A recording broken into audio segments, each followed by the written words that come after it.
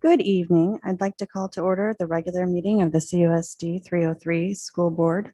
It is Monday, January 10th at 7 p.m. We have Mrs. Bell and Mrs. McCabe. They are on Zoom tonight. Ms. Marsan, would you call roll? Mrs. Bell, Here. Mrs. Fairgrave, Here. Mr. Kuchert, Here. Mr. Lackner, Here. Mrs. McCabe, Here. Mr. McNally, Here. and Mrs. Barker. Here. Please stand for the pledge. I pledge allegiance to the flag of the United States of America and to the republic for which it stands, one nation, under God, indivisible, with liberty and justice for all.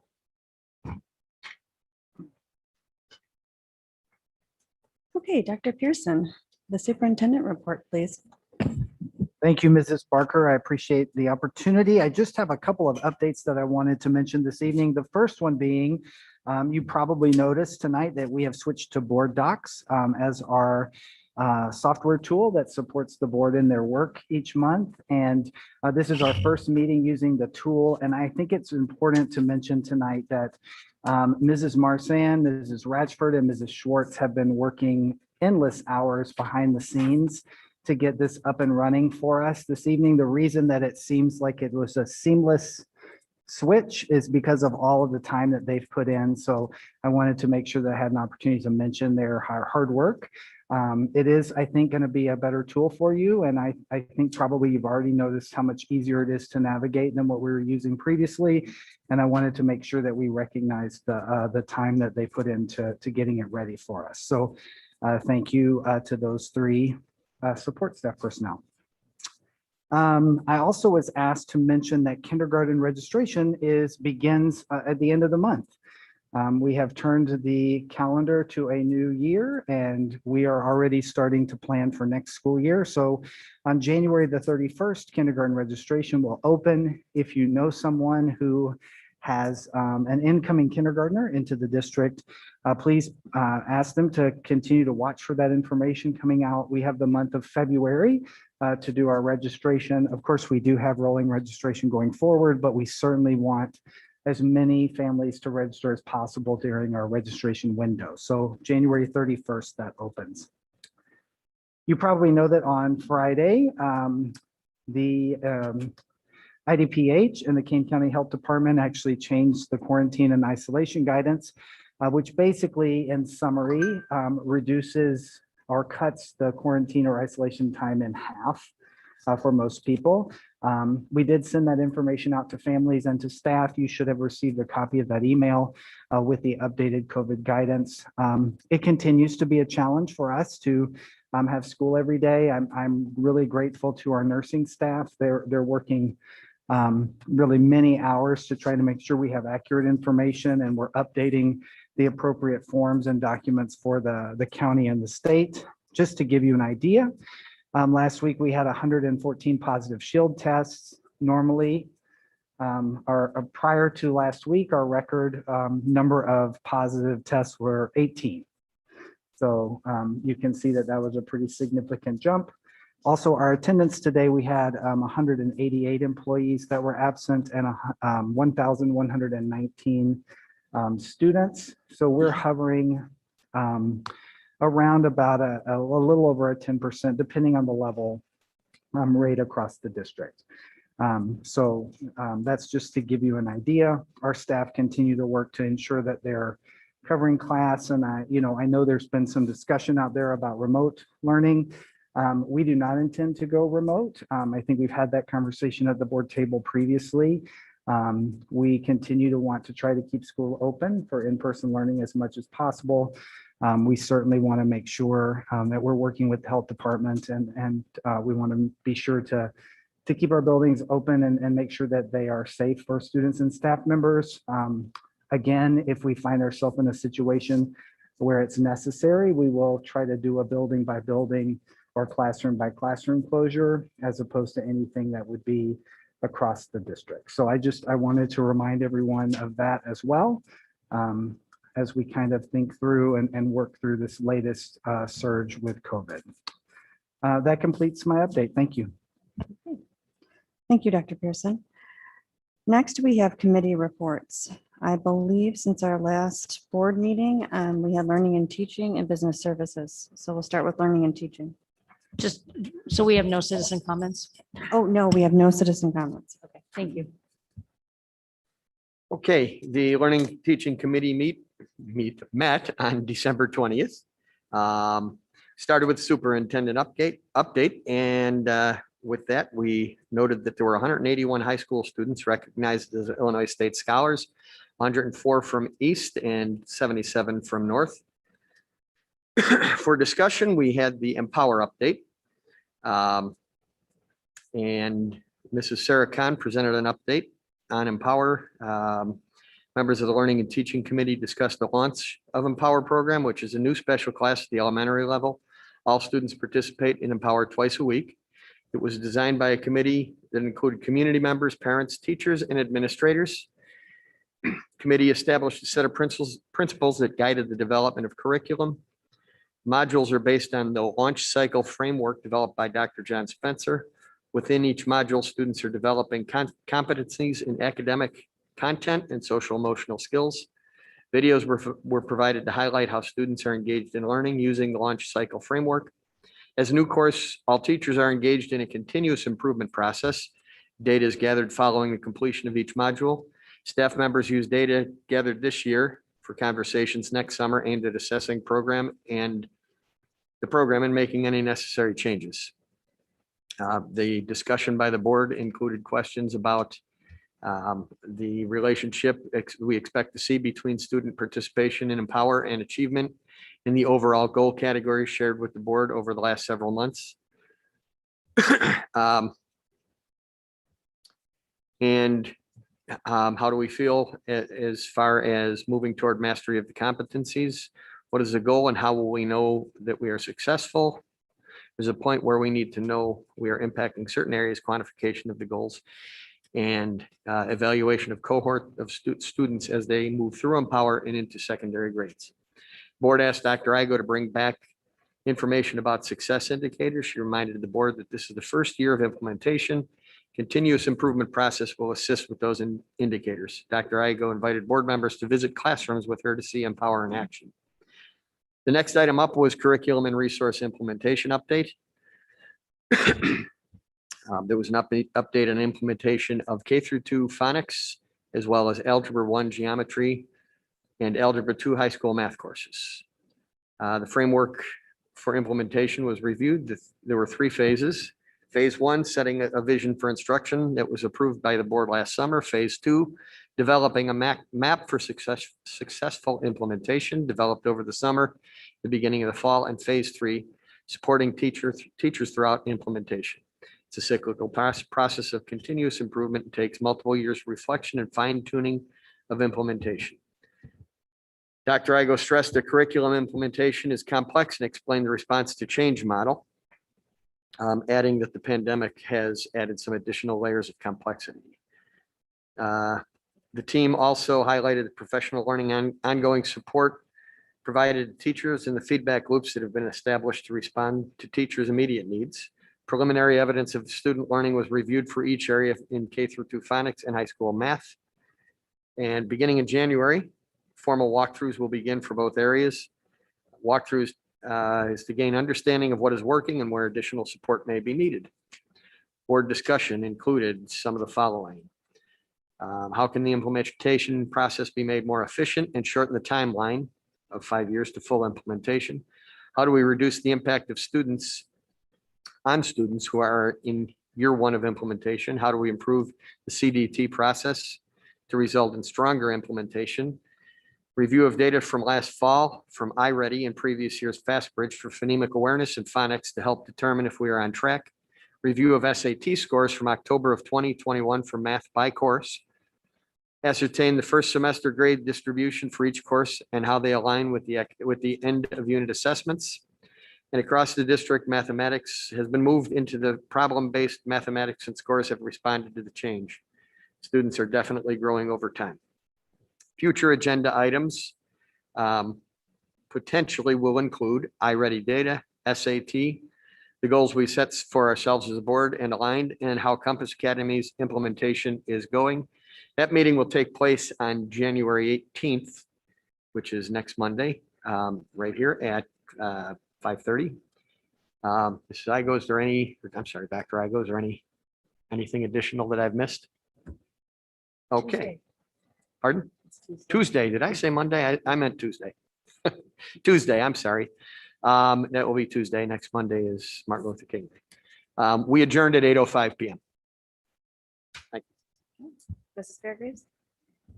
Okay, we began with several standing items related to Mid-Valley and D303 financial reporting for months ending November 30th. We also reviewed financial impact of COVID-19 on the district. All of these items are included in your current board packet. Our standing item around the facility master plan was reviewed, and you should anticipate on our January 31st business services meeting that we will be able to see the results of the benchmarking of buildings against the standards that we had established a couple of committee meetings prior to that. We also reviewed all-day kindergarten fees just from a financial aspect that will be discussed further in addition to all 22-23 school fees at our January 31st committee meeting. At that time also, we should have the opportunity to talk about what I would call some of the other qualitative aspects of the all-day kindergarten in terms of enrollment data and so forth. We received a health insurance update. We also received a K-12 food service update. Transportation team came and gave us an overview of the current situation and things that are being done to mitigate the impacts of COVID on staffing. Again, just want to take the opportunity on the behalf of the board to really thank the entire transportation team.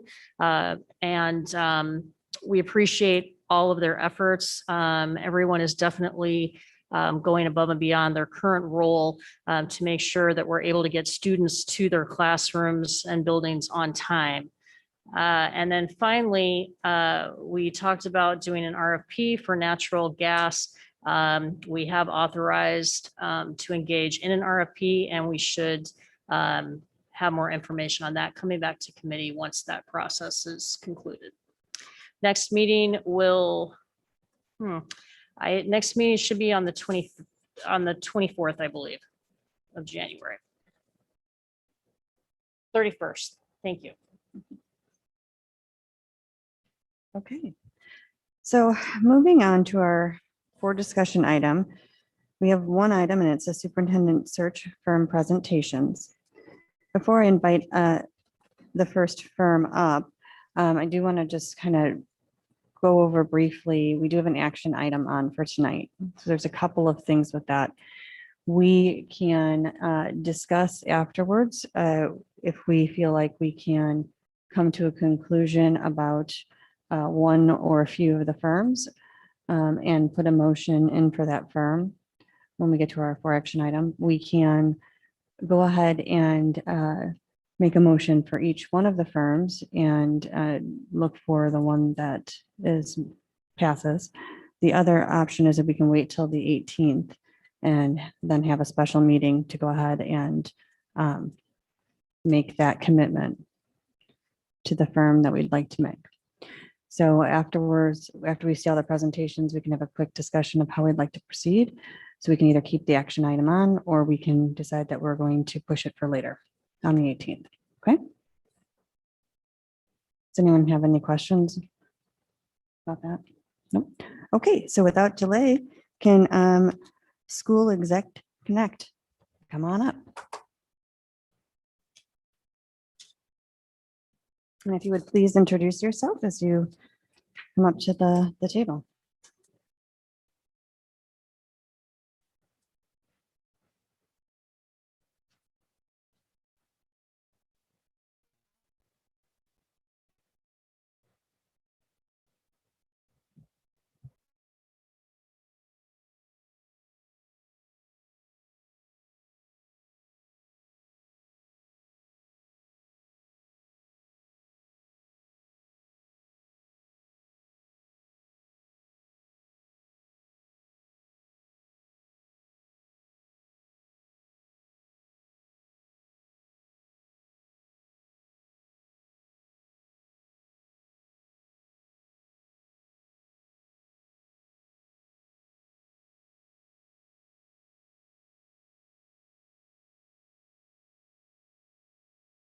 next superintendent.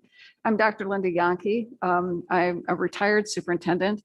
I worked for 43 years in public education, my last 11 years as superintendent of New Trier Township High School District 203. But I worked in unit districts for my whole career until I went to New Trier, and was 13 years as a teacher, a dean, assistant principal. And since I retired in 2017, I have been working with SchoolExec Connect on searches, and it's been a really enjoyable endeavor, partly because we get to know a community. We come in, the first part of it is a real intensive work on our part, where we do a community engagement process of talking to all constituents about your hopes and their hopes and dreams and concerns about the school district and what they're looking for in the next superintendent. I've worked in Elmhurst, the search in Elmhurst last spring, Barrington Unit District last year, and you can see in the program other searches that I've been involved in, about a dozen. That's not completely inclusive there. I've also worked in 2 interim positions, working with Dr. Kelly Galt. So this isn't moving. Okay, while you're waiting for it to move, There we I'll go. ahead and speak Okay. a little bit. As some of you know, I am the current superintendent in Lake Zurich Community Unit School District 95. I was previously the chief academic officer in St. Charles. So thank you for allowing me to be back this evening. It feels awesome to be able to see this wonderful space that the board has had a hand in developing. So it's fantastic. I was also previously an assistant superintendent in Hinsdale and then a director for teaching and learning in the Yorkville School District. Prior to that, I have experience as an elementary school principal, an assistant principal, as well as a teacher and a differentiation specialist. I am currently scheduled to present at the National Conference on Education and focusing on achieving student agency through collaborative leadership and partnerships. I have just recently was a part of the Women's Midwest Leadership Planning Team and I was a presentation organizer for a retreat held in December, as well as an upcoming retreat that will be held in April. I have been an adjunct. I am choosing not to teach this next semester, but I have taught for a university. I do a couple, I would say, of searches. I'll be working with Dr. Yankee and excited to have that opportunity. And hope to be able to certainly with some excellent leadership. To move through slides quickly, if there's time for you to ask questions. But just to go through a few highlights, our company was established in 2004, have completed over 400 searches. Whoops, I don't know if I did that. Okay. Every search that we have done has been completed on time and within budget, with a 96% success, as the superintendent being in good standing after the first contract. And again, we have a strong list of references. Our search, let's see here.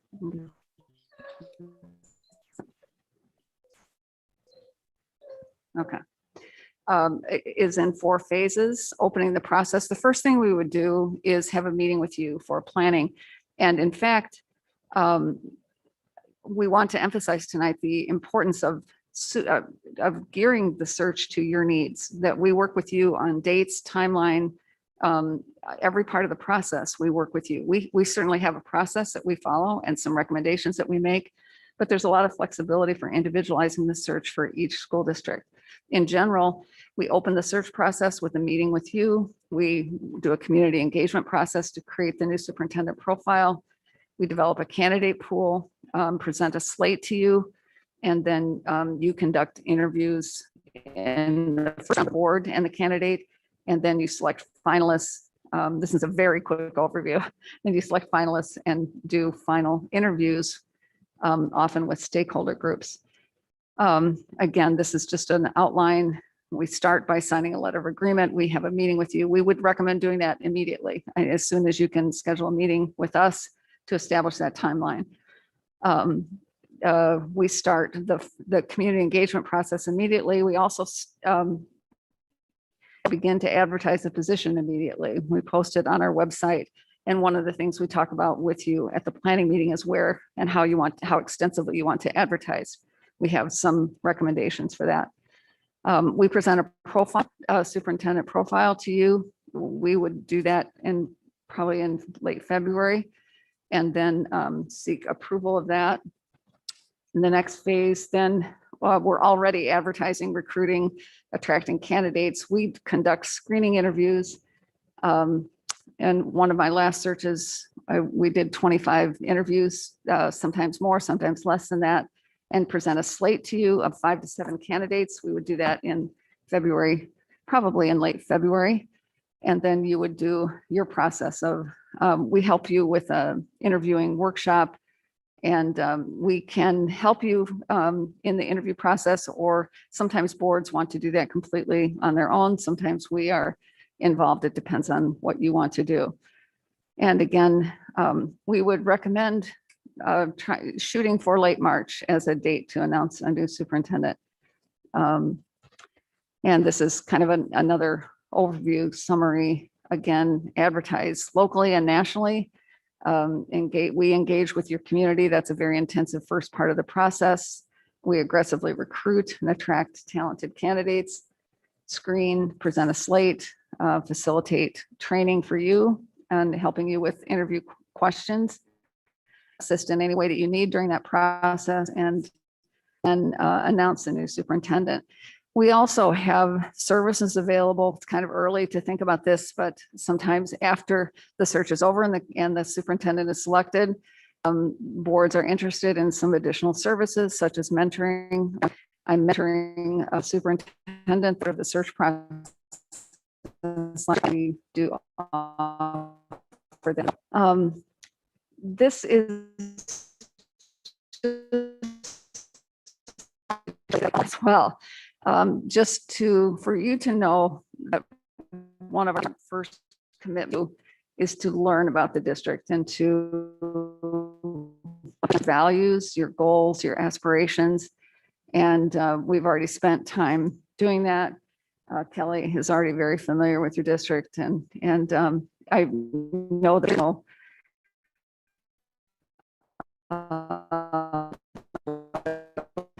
more. Our guarantees, this is something important about us.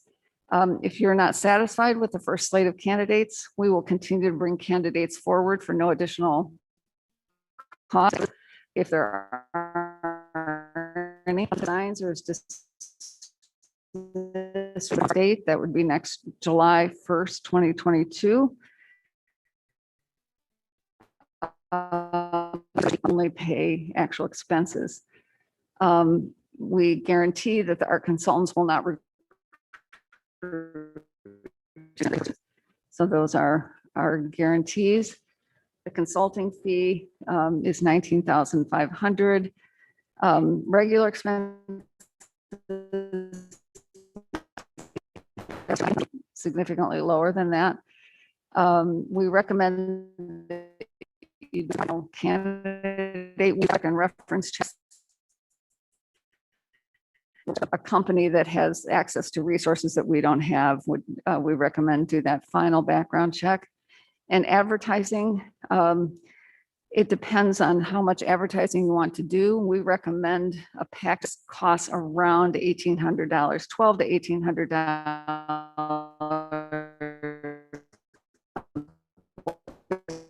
$1,800. Again, to review the timeline, starting right away, we recommend whoever you choose that you set up a meeting as soon as you possibly can. Engagement process and get the whole search outlined, starting with the end date in mind and moving backward. We do a lot of work at the beginning and you do a lot of work at the end. So that was a very quick overview of our proposal, and we would love to answer some questions, if you have any. I do. As you think about the candidates that ultimately have been, well, I guess I would say either recruited in or look national candidates versus more local to the state of Illinois. So we find in our service, let's say we have 5 to 55 applicants, probably 2/3 of them will be from Illinois. People tend to stay in state with the pension system generally, but not always. In the last search I was in, 2 of 3 finalists were from as you probably know, hired. But we do get high quality candidates. In many ways. And so we find that we get some good quality candidates. We have a large pool of that are around, so that we do, and then our website is on our website, and that's a search that candidates openings are there. So, and of course, the other ways of advertising reaches different people.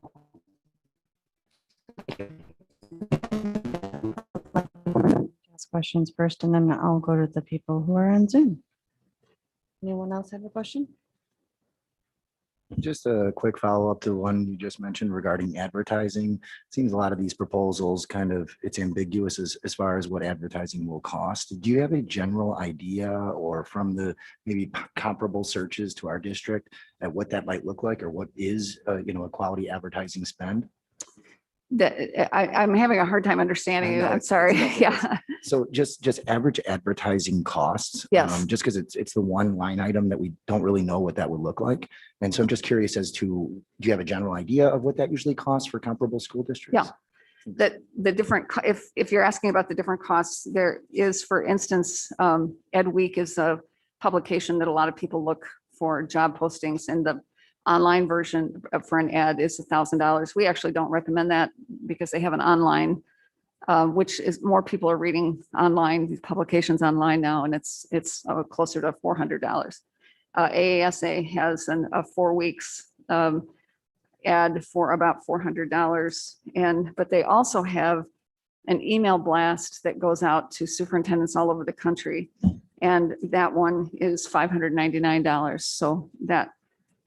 So when I said 1,800, I was including the online edition for Ed Week, both the website and the email blast for AASA.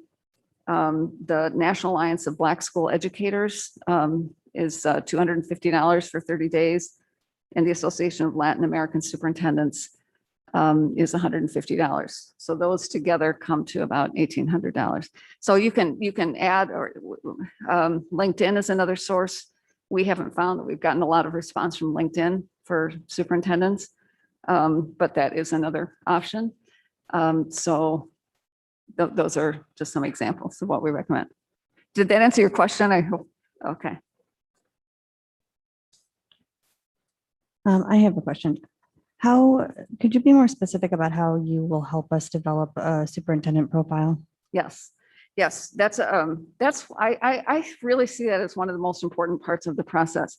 We start by interviewing each board member separately. Sometimes occasionally boards like to do it together, but we really recommend that that probably I would do that, would be to interview each of you individually. And then we work with you to establish focus groups. And we include students, teachers, support staff, parents, business people, and we do that in a variety of ways. Actually, one of the good things from the pandemic is the use of Zoom. We actually find that Zoom meetings for focus groups are better attended than in-person meetings, because people can be at home, not have to get a babysitter, not leave the house. We also do a survey, and we work with you on that survey. We have a we have a standard survey, but we work with you to individualize that for your district, the questions that you want. And so between the focus groups, individual interviews, and the survey, we put together a report. It's usually 10 to 15 pages of the results from the focus groups. We do a report on the focus group part and a report on the survey. We can disaggregate the results by parents, teachers, or whatever large groups we have. In some districts, we have a lot of students big enough to have a separate group. And then we write a profile based on putting all that information together. And all of that information, the report and the profile would be presented to you at a meeting. And then we ask you, it should ring true to you. And as you read through it and see what people said to us, what they said in the survey, we have comment sections on the survey as well. And from your own interviews, you should see that reflected in the profile. The profile for us is usually about a single page. Sometimes they'll get it down to about 9-point font because I'm trying to get so much in on one page, but it is usually 20 or 25 different items that are things that we're hearing that the community wants to see in the next superintendent, and that is important to them. So this profile should reflect the things that are most important to you, that are not just current issues, but also big themes that people would like to see in the next superintendent. Okay, thank you. Does anyone else in the board member in the room would like to ask questions? I have one. What unique challenges or advantages do the size of D303, our school makeup, or any other specific factors unique to D303 present for a search like this one? I'm sorry, I had a very hard hearing. We try that again. What unique challenges or advantages do the specifics of D303 create or present for you in a search like this? The size of the schools, the size of the district, does that create? The size of the district? What kind of additional challenges or advantages does the uniqueness of D303 create for a search like this? Okay. If I understood you, what unique challenges are presented by this district with its size? And I think it's interesting to me that this kind of district is very appealing to a lot of people because it is a large unit district, and that's a major career goal for many people who are interested in the superintendency. And so it's a well-established community with a good reputation. It's an ideal place to live and raise a family. So it's close to Chicago, but not in Chicago. And so there are a lot of very appealing things, strong, stable administrative staff. There are a lot of really appealing things about St. Charles and this school district. I think finding, but so if I'm doing a search for a small elementary district, we're looking for a certain, but with a large unit district, you want to have someone with the kind of executive skills that can manage, in a different level, that you are working with a large administrative team, you work with the board, the superintendent works with the board, with the administrative team, with the community. And so I think finding people with those experiences and skills and dispositions that suit a large district. I hope I heard your question. Is there anything I missed? Okay. That was fine. Thank you. Thank you. Okay, Mrs. McCabe or Mrs. Bell, would you like to ask anything?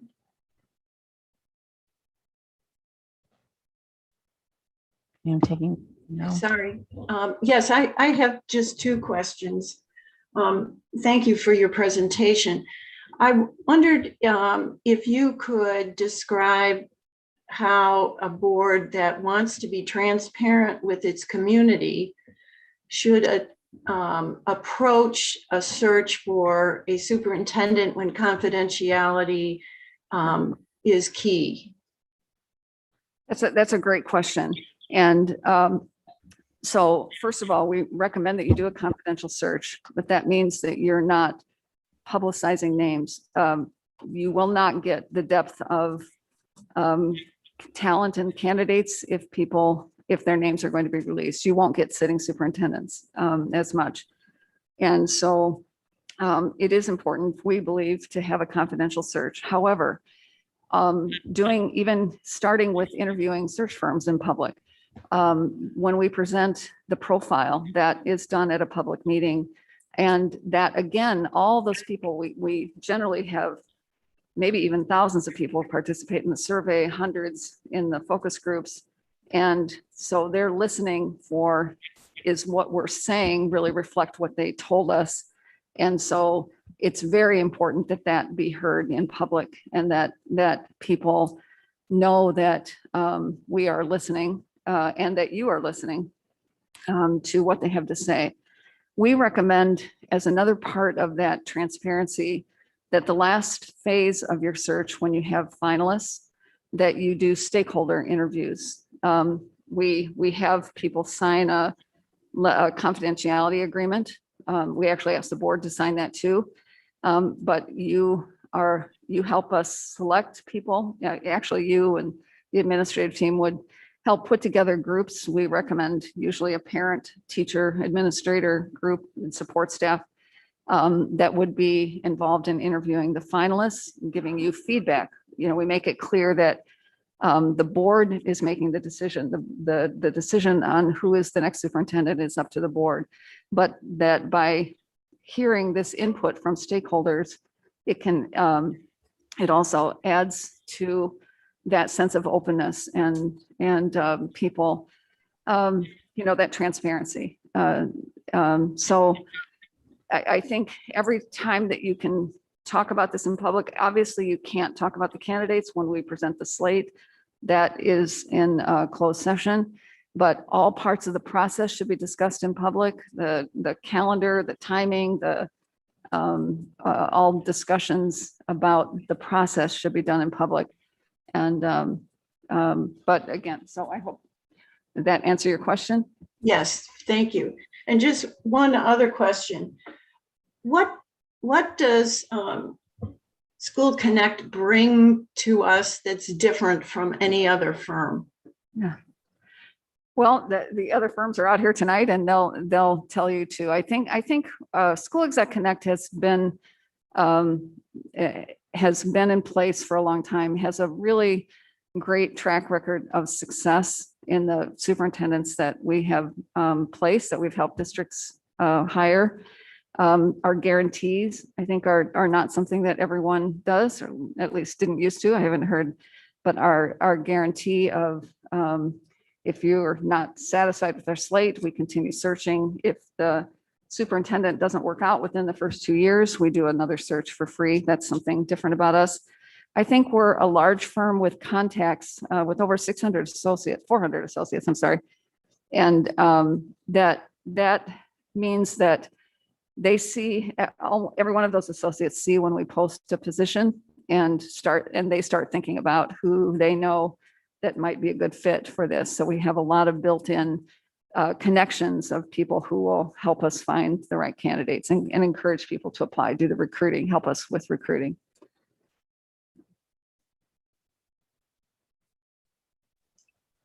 Hi, this is Kate Bell. My question, a lot of them have already been answered, so thank you to everyone else who asked some of those questions for me. Also, I wanted to know, what is an adequate time frame? Do you feel that our time frame that we're presenting with is adequate? Is it too short? Is it just right? Is your average time frame longer? No, that's a really great question, and one I was kind of expecting. Kelly and I talked a couple of weeks ago. We talked again this weekend, and I really feel that about a 3-month process is a good time to get the advertising out, to do recruiting, to do the community engagement process, and then to try to complete the process by the end of March. One thing. This used to be the typical timeline for finding a new superintendent. Start in January, someone was retiring, and then people started moving it back farther and farther. But I believe, and again, I've done probably half the searches I've done have started in January, about half have started the summer before. the school year. And I can tell you that the slates are just as good at each time of year. People that may not have been thinking of looking in the fall, especially in the unique circumstances we're in right now with COVID, may be looking now. So I think this is a good time to start. But finishing in March, it's hard for a superintendent to leave in May or June. It's very hard for them to resign that late. And I don't even like to get too much into April. I think trying to finish in March and in the searches that I've done, and that 3-month period, January, February, March are a good timeline.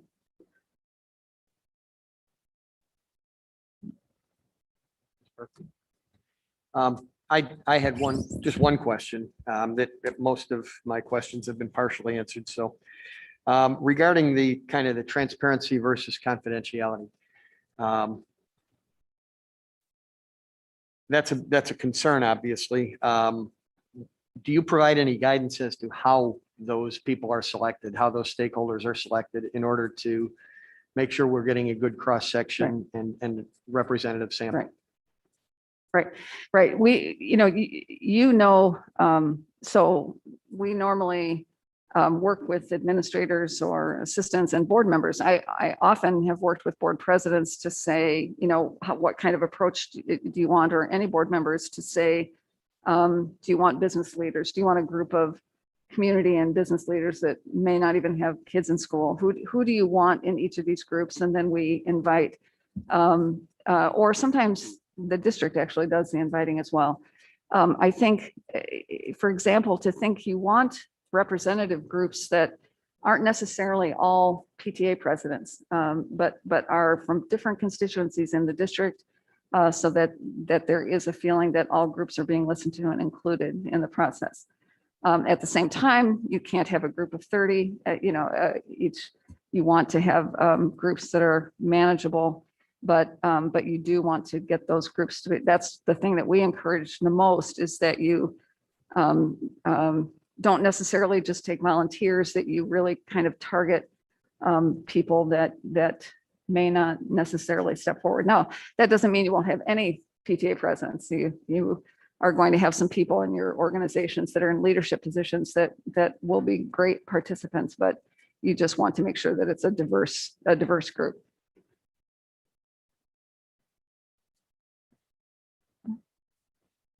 Anything else? Okay. Thank you for your Thank presentation. you very much for your time. We appreciate it very much.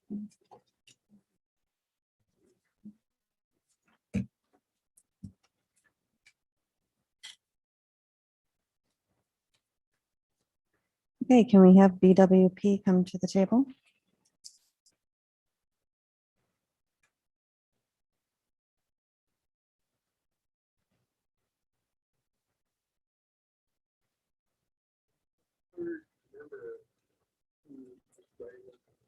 Okay.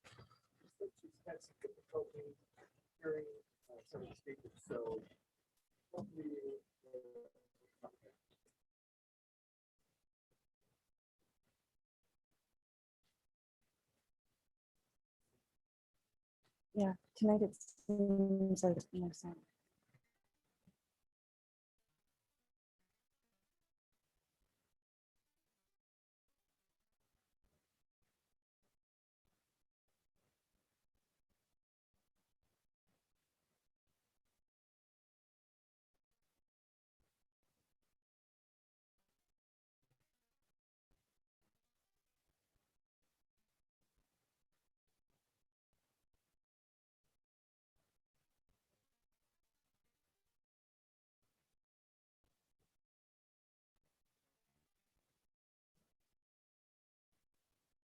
There we go. Thank you for listening to be with you to share our portion of the search process. My name is Phil Earhart, and I have been a partner with the firm for 11 years. I have been a superintendent in the suburbs of Indianapolis and Cincinnati. As you probably know, in those states are all unit districts. In 2007, we moved to the Chicago area, and I was superintendent at Benjamin District 25, which is just east of here. We have lived in the district from 2007 through 2019 before we moved up to where our grandchildren live now. So I'm very familiar with the community and with the school district as well. So when we talk about the community engagement, I'm very familiar with the community, would be a great asset with that as well. In addition to that, I am the executive director of Midwest Suburban Superintendents Association. That consists of 8 Midwestern states, and there is a maximum of 10 superintendents per state who are invited to attend that.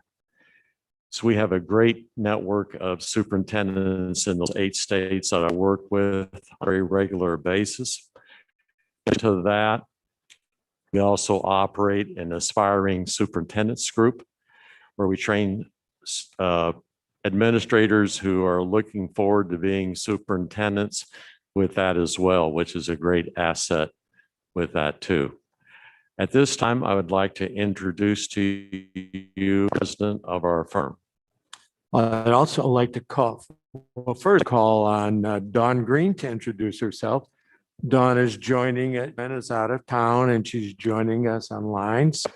Can you hear us, Dawn, and would you like to introduce yourself? Yes, I can hear you okay. Can you hear me all right? Yes. Wonderful, Yes. wonderful. Okay, I'll just introduce myself real quick. My name is Dawn Green, and I have worked with BWP about 5 years. And previous to that, I was a superintendent just down the road in Salmonock, and then on the other side of St. Charles in Palos Heights, a little bit away, but lived around that area and have family in Geneva. So very, very familiar with the area. And most of my career was in McLean County Unit 5, which is also a large unit district. So have some understanding with how you operate. My background in terms of working with other superintendents, very involved in organizations such as Superintendents Roundtable and Suburban Superintendents Association, and have a large network of people that we've been working with over the past 5 years to encourage into this great profession. And I've been a superintendent. I was a superintendent for around 10 years. Nice meeting you. I am Mark Friedman, and I am the president of BWP and Associates, but also one of the founding partners. Actually, I'm a practicing member of the founding group that started BWP and Associates in 2006. And my colleagues have gone on to other things and mostly retired to Florida. But my experiences add up to 20 years of superintendent experience, 17 years in Libertyville, and term superintendents post-retirement, including the last one in Vernon Hills 3 years ago. So fairly current on those. I've done over time, all the time that I've been working with BWP or a previous group, I've done almost 150 searches. And that is local, mostly local, but also searches outside the metropolitan area in other states. But I tend to like to concentrate on suburban districts. It's where my knowledge is and where our networking and our contacts are. So that's the triumvirate that you're going to be working with if you select us to do your next superintendent search. And with that, we'd like to then walk you our power, and we'll kind of go quickly, just like the folks from Exec Connect said, we would move fairly quickly through this, but stop us if you have questions. Some of the things that you're going to ask us are reflective of things that you heard in that first presentation, and you'll hear continuously through the evening. We're not all there in our approach. However, little background. So BWP and Associates was founded as a Bickert group, and it had roots in Illinois, Wisconsin, and Indiana. We merged with 4 national firms and became BWP in 2006. So we have been around to walk the search business.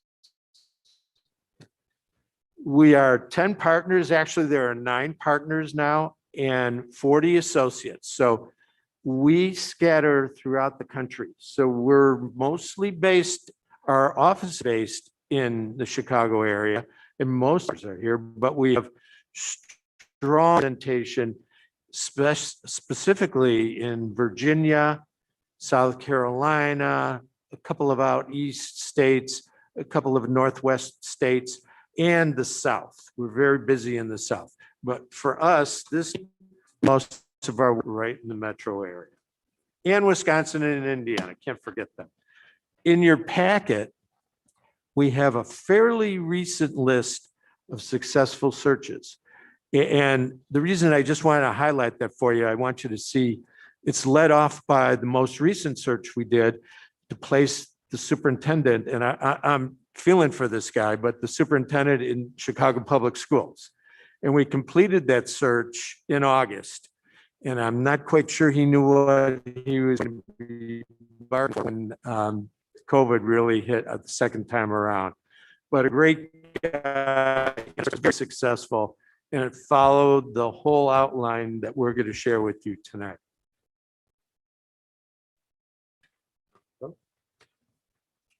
So we'll talk about our track record with this. We have had an independent group who have gone out to research on us we have worked with, and 98% of our candidates placed since 2006 have completed their minimum of their 3 years of contract. 95% of our candidates placed since 2006 were offered contracts after that.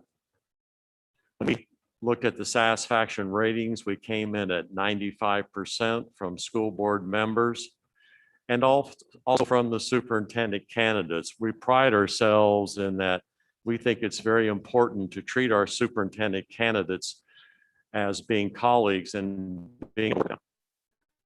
Since we've been founded, we've not had a single candidate that's been placed in any type of negligent or criminal history either with that as well, which we think is very important. And our success is really backed by our strong database and the research that we do and the networking we have too. The is that we're on call. You'll have our cell phone. Or to have one person who'll be the contact person, and then there'll be one from BWP. But we are literally on call to do that.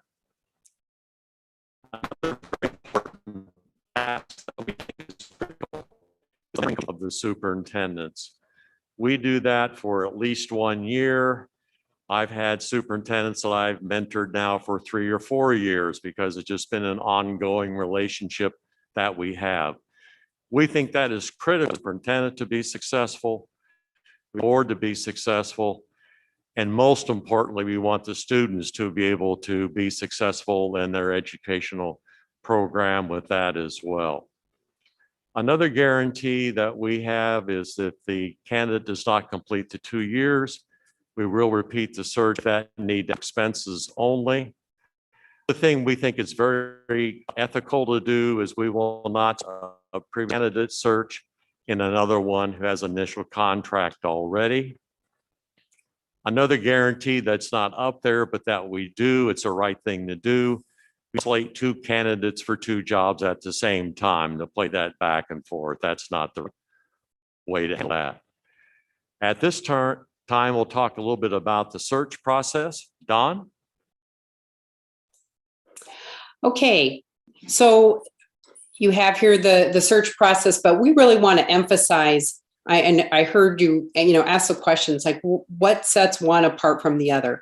Obviously, there's some things that everyone has to do to make the process and your search be effective.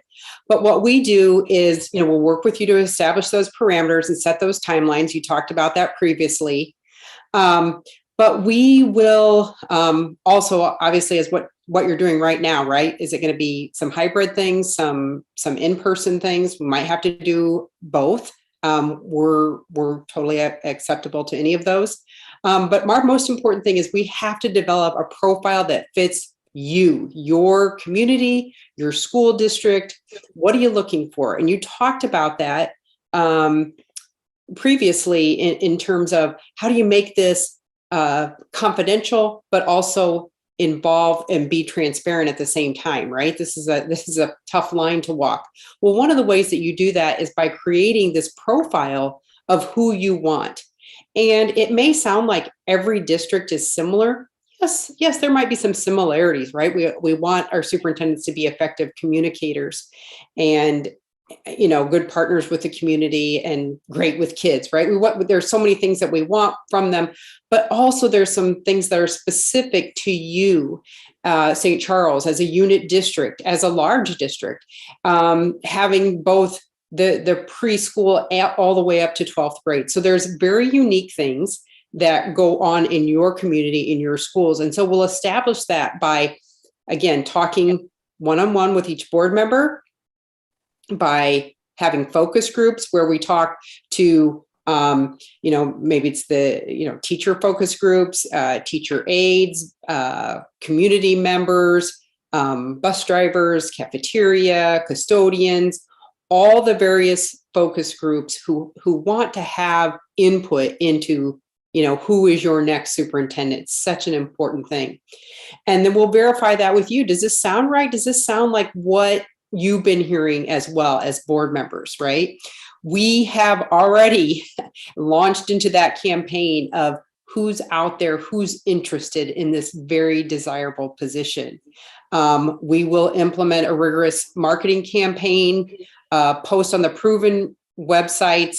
The Illinois Association of School Administrators is probably one of the top ones to get it out there. Who is a current administrator, whether it's a superintendent or assistant superintendent, associate superintendent, ready to be that next superintendent or current one. So we will have this will be all electronic online system where people can participate from the comfort of their home. If you want to go to the next slide. Yes, for the survey, we've got multiple languages as well, depending upon what the district would like to have that done. Great. Yes, that's true. That's so important. And I know most websites now allow for, that translation into many languages. So we want to, of course, involve all stakeholders. So in the search process, I think what sets us apart is that we rigorously investigate and interview candidates that we feel are the top candidates to bring to you, right? There will be many, many applicants, but only certain people are going to fit the need in St. Charles. And so that's one of the things we do is we adhere to that leadership profile. We have that in hand and we keep looking back as to what St. Charles needs. And that's what we're looking for when we interview these candidates. We do background checks. We, look at all their social media. We really try to work within, that confidentiality that's so important for, and you talked about it previously, for sitting superintendents, right? They may already be in a great district, in a great situation, but maybe they're just ready for a change or a bigger district such as this one. So our network of people that we have out there to tap on the shoulder, hey, are you interested in this position? Look at what they have to offer, all of that thing. So we will present a slate of candidates, typically 4 to 6 candidates after interviewing. We say 10 to 12 here. Sometimes it's, many more than that we're talking to on the phone, but the 3 of us together will interview 10 to 12. We'll conduct training with you, with the board and the interview process to make sure that, what you're asking gets you what you need.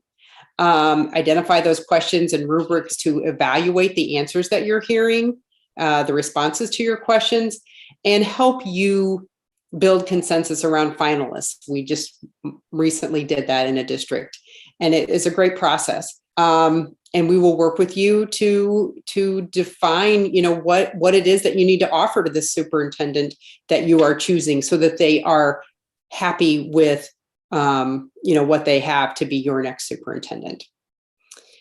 And then can you switch to the next slide? And finally, we will give you those candidates, those 4 to 6, or if you so desire, you want more, and you'll conduct those first round of interviews, again, helped by us in preparing you with the interview questions and, what is appropriate, what's not, and what's important, going back to that leadership profile, and work with you on how to set up those, get those second round interviews going. And stakeholder input. I know you just talked about that with the previous search firm. So, if there will be stakeholder input, how that will look and what will happen. And then finally, the process is the good part. You get to pick that superintendent and finalize your offer and begin that transition. And we as well as Phil just mentioned, we provide mentoring, and there's nothing that we love more than to mentor new superintendents. Thank you. 2 other points on the stakeholder input. One, if the board would desire, we can facilitate those groups if you would like us to do so. And secondly, we're very closely with the groups to make sure they understand that their role is an advisory role, that they are providing input, and that the board obviously has the legal obligation to make that final search. So there's no misunderstanding exactly what their role is for that. The next slide is the fee structure. The basic fee for the search is $18,500. There are a few expenses that when we look at those, that is the top number. It always lower. It all depends upon how much extra work there is. Never know right from the beginning how much there will be, but it won't exceed some administrative support costs of $900. It won't exceed some office expenses of $700. If you want to know what a real number for those are, office expenses usually around $200, but we don't like any surprise for it to say, hey, you're throwing all kinds of numbers at us. So we don't want to lowball you and then come back and ask. We leave it at the surveys included in the cost. We have a third party doing our surveys. We do them for a good reason. We need the results of the survey, either in favor of a certain candidate or because a certain board member wanted it this way. We employ a third party in South Carolina to do our survey. And it's just so much easier and so much more open that way. The other potential costs are advertising. And we take a rather low-key approach to that. Most of our advertising is networking and word of mouth and like LinkedIn. My last LinkedIn posting had 850 looks. So people are seeing them. We're not saying that people who are looking for jobs are looking at those postings, but they may know someone, or they may have a friend, or they may have relatives in a position. So we think those are really important. So we use social media a lot. The other traditional methods, our typical costs for advertising would be somewhere under $1,000. Even depending on ads you want to take. Some of the districts out east like to have old-fashioned traditional paper postings, like Times or something like that. But we can do that. So that meeting, that planning meeting that we have with you at the beginning, a lot of these little things are ironed out right there at the front. Are we this? How are we going to advertise? How are we going to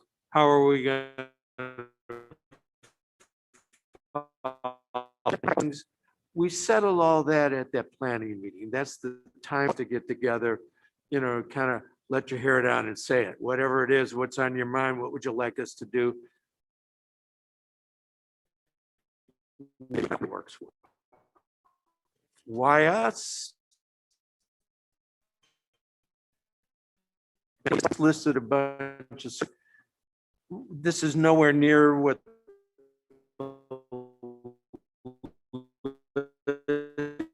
recent. It includes unit districts, includes elementary, includes high school, it includes districts that we started early at the same time. Last year at this time, we were just out that we were going to be doing 3 superintendent search between now and the start of the school year. Superintendent on June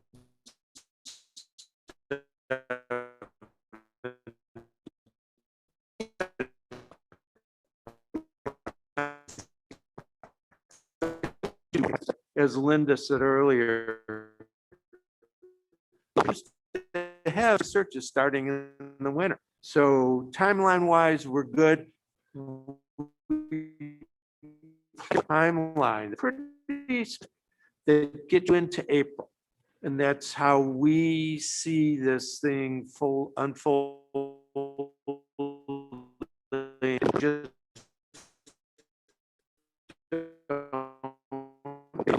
over the hump, and COVID will back off on us.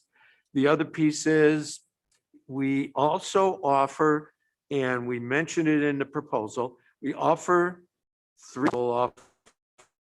for strictly remote, and we'll offer an in-person. So hybrid, a position we just filled like this week, it was mostly in person, and the interviews all took place in person. So we can offer all of that, and I've had success in all 3 models with that. I love number 5 on that list, consultants. That's what you get.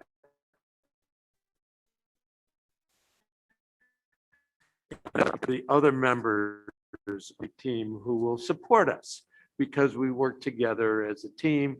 We're colleagues, we're friends, we've worked together professionally, and now we work together.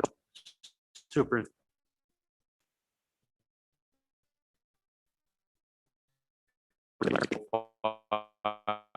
With the board post that on the website so that the community, because they spent time either in person or online or in also we will provide progress reports as well, published on the website too, so that the public is kept informed of the progress that's going on. But at this time, we would like to open up for any questions that you would have. Hey, board members in the room, do we have any questions? When you reach step 5 in your process of screening candidates to identify the 4 to 6 for board interviews, how do you balance your personal experience with what you've learned from the stakeholders or from the leadership profile that we establish? Help me understand how you balance your own impressions versus what you've learned from working with the board and the other stakeholders in the community. We really couldn't hear the whole thing again. Yeah, I'm sorry. Let me try that again. Is this better? Yeah. Okay.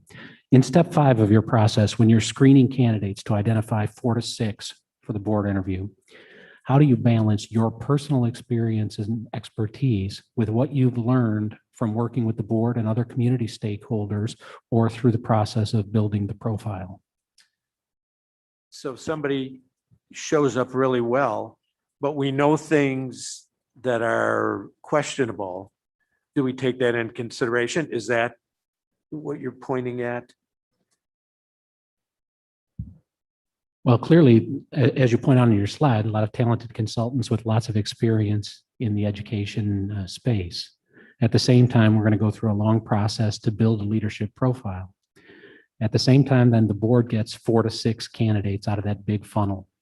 How is it that you go through the process of winnowing down that big list of candidates down to the 4 to 6 that you bring in a slate to the board? One of the things that we look at is when we look at those candidates is to see how do they match that profile, which is so important. We look at that step by step to see what they've done with that. We also dive down deeply into the past successes that they've had with that. How do those relate specifically to St. Charles, and what that would be as well is extremely important too with that. An example might be if you were about to pass a referendum, we would be cognizant of candidates who have had in their background the experience of leading their districts through a referendum process, those type of things. So those enter into it. And it may be at the top of the list and we wouldn't have to worry about it. It may be a sidebar. It may be conversation that pick up on it, and we'll want to make sure that we've identified that as a strength in some candidates. I think that's it's a typical one because we see that a lot. Another example would be how that person has really led that district in handling COVID and the different and difficult decisions that need to be made, and making sure that they have really kept in line with what is in the best interest of students throughout the entire process. And secondly, making sure that their communication, in this case, talking about COVID, but it could be about anything, is very robust and reaches all of the stakeholders.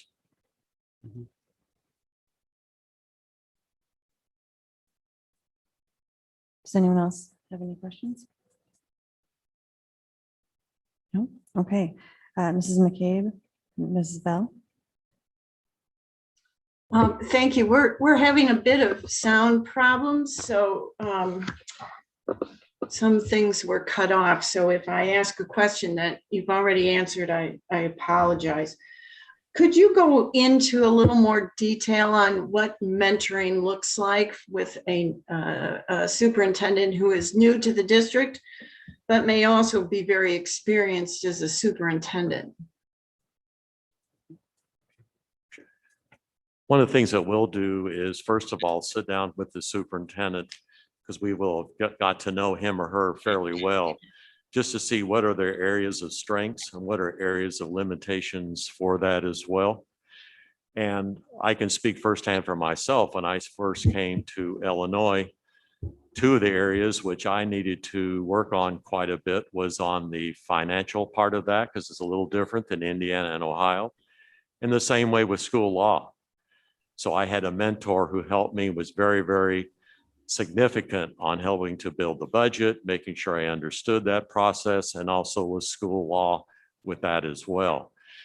We also will talk to them about what are the issues going on in the school district. And as when we do the surveys and when we do the interviews of board members and also the focus groups, we'll have on a very good idea what are the issues that are currently here in St. Charles that the superintendent is going to need to be very proactive and be well informed on with that as well. A third thing that we will do is help them go through the transition plan that they're putting together to come into the school district, which is very critical, to make sure that it is very comprehensive, that it is very specific, and also very robust for all the different stakeholders that you have with that as well. St. Charles is very unique. You have, of course, your city, but you also have the unincorporated areas as well that go along with that, as well as your other communities that you have, such as Wasco, Wayne, et cetera, et cetera. So that person has to be able to understand all the stakeholders out there, and we will assist that person to make sure when they come on board, they start working with those stakeholders right away to get to know them on a one-to-one personal basis with that.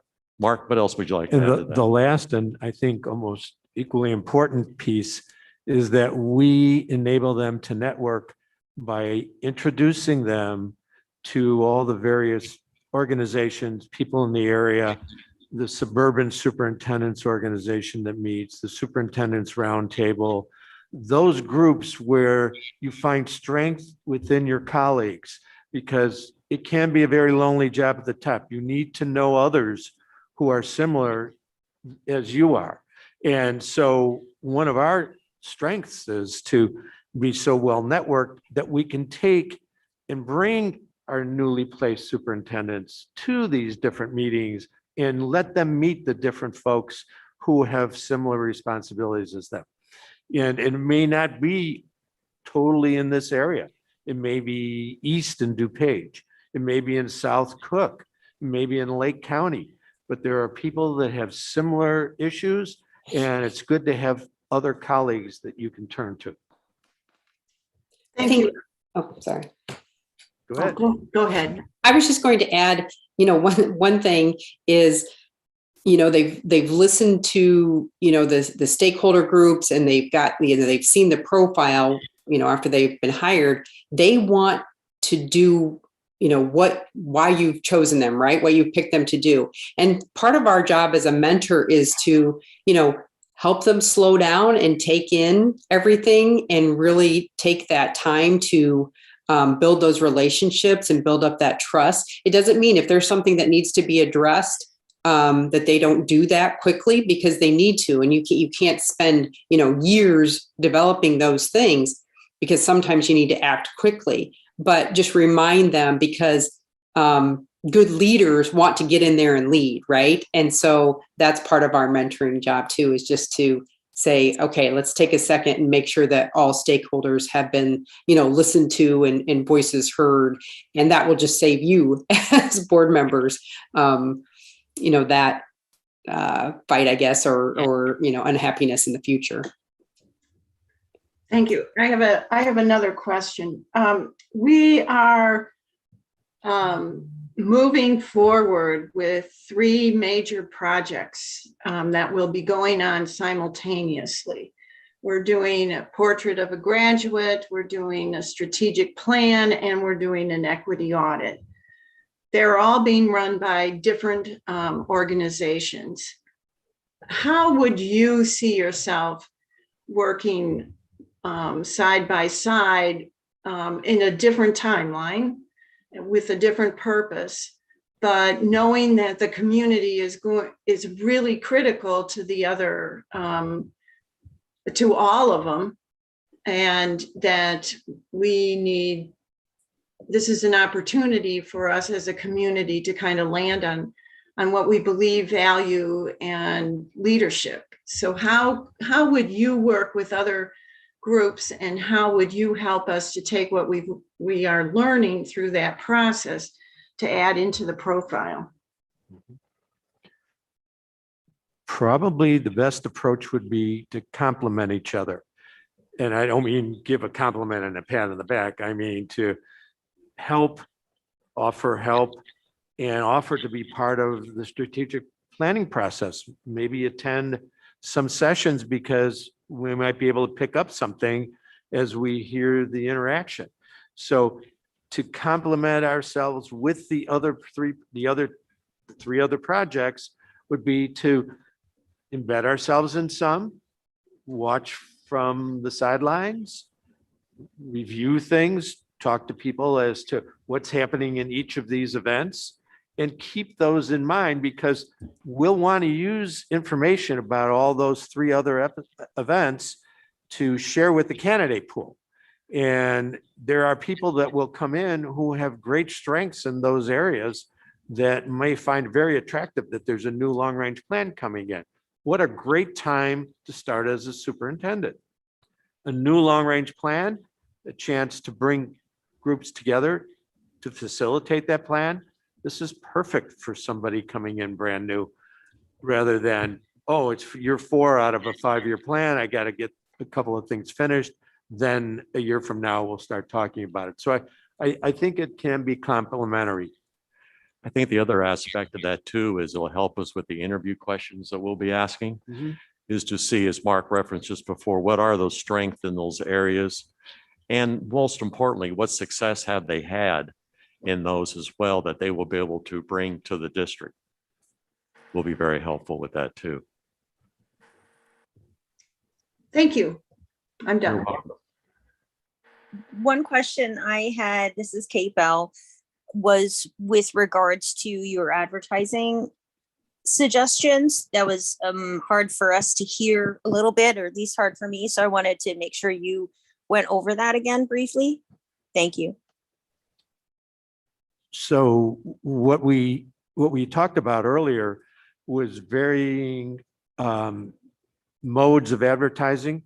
We do use social media and electronic advertising for the most part. We do at times post print advertising and do it minimally. Part of it is we know what the groups and the people who we want to approach. We have some idea as to what sources they use to get their information. We've done some studies as to where do you find out about searches and vacancies. It's typical. It's not generally that people are just reading the Chicago Tribune on Sunday and say, oh, this school district needs a superintendent. No, it's a specific group who is looking, who targets certain vehicles for information. The Illinois Association of School Administrators Job Bank is one that everybody looks at. It's picked up and sent across the country. So it's one that's picked up by varying groups across the country. Certain university postings picked up across the country. The getting the word out is not the hard part. It's getting people to take the time and spend the time on completing the application, asking their questions. Don't assume any. I always tell people, don't assume anything. Sometimes people say, oh, they want a seated superintendent. They wouldn't give anybody who doesn't have experience an opportunity. I said, don't say that. Don't talk yourself into that, because you don't know what the qualities we're looking for are. And that comes from all of those groups and all of that surveying that we do. When we get that, we can maybe we will tell somebody, no, this really isn't one that your background matches. We'll do that. But the advertising pieces, we want as many people as possible to pick up the phone, send an email, call us, see it, the LinkedIn piece, see it, whether they're not interested or not. They may have somebody, a friend, who knows. Let's just get it out. Our idea is to saturate as much as we possibly can. And nowadays, electronically, we don't need to spend a whole boatload of money on it. It's done for us. We're doing a service for a lot of organizations by putting out, this is a vacancy. Their readers can go after that. So in other words, the groups we're going to be taking a look at are those core groups that have been mentioned before already. And as Mark said, we have to also look at some pockets of that too, and that would be for candidates of color. There are organizations that we will advertise specifically for the Black educators and also for the Latinx administrators as well.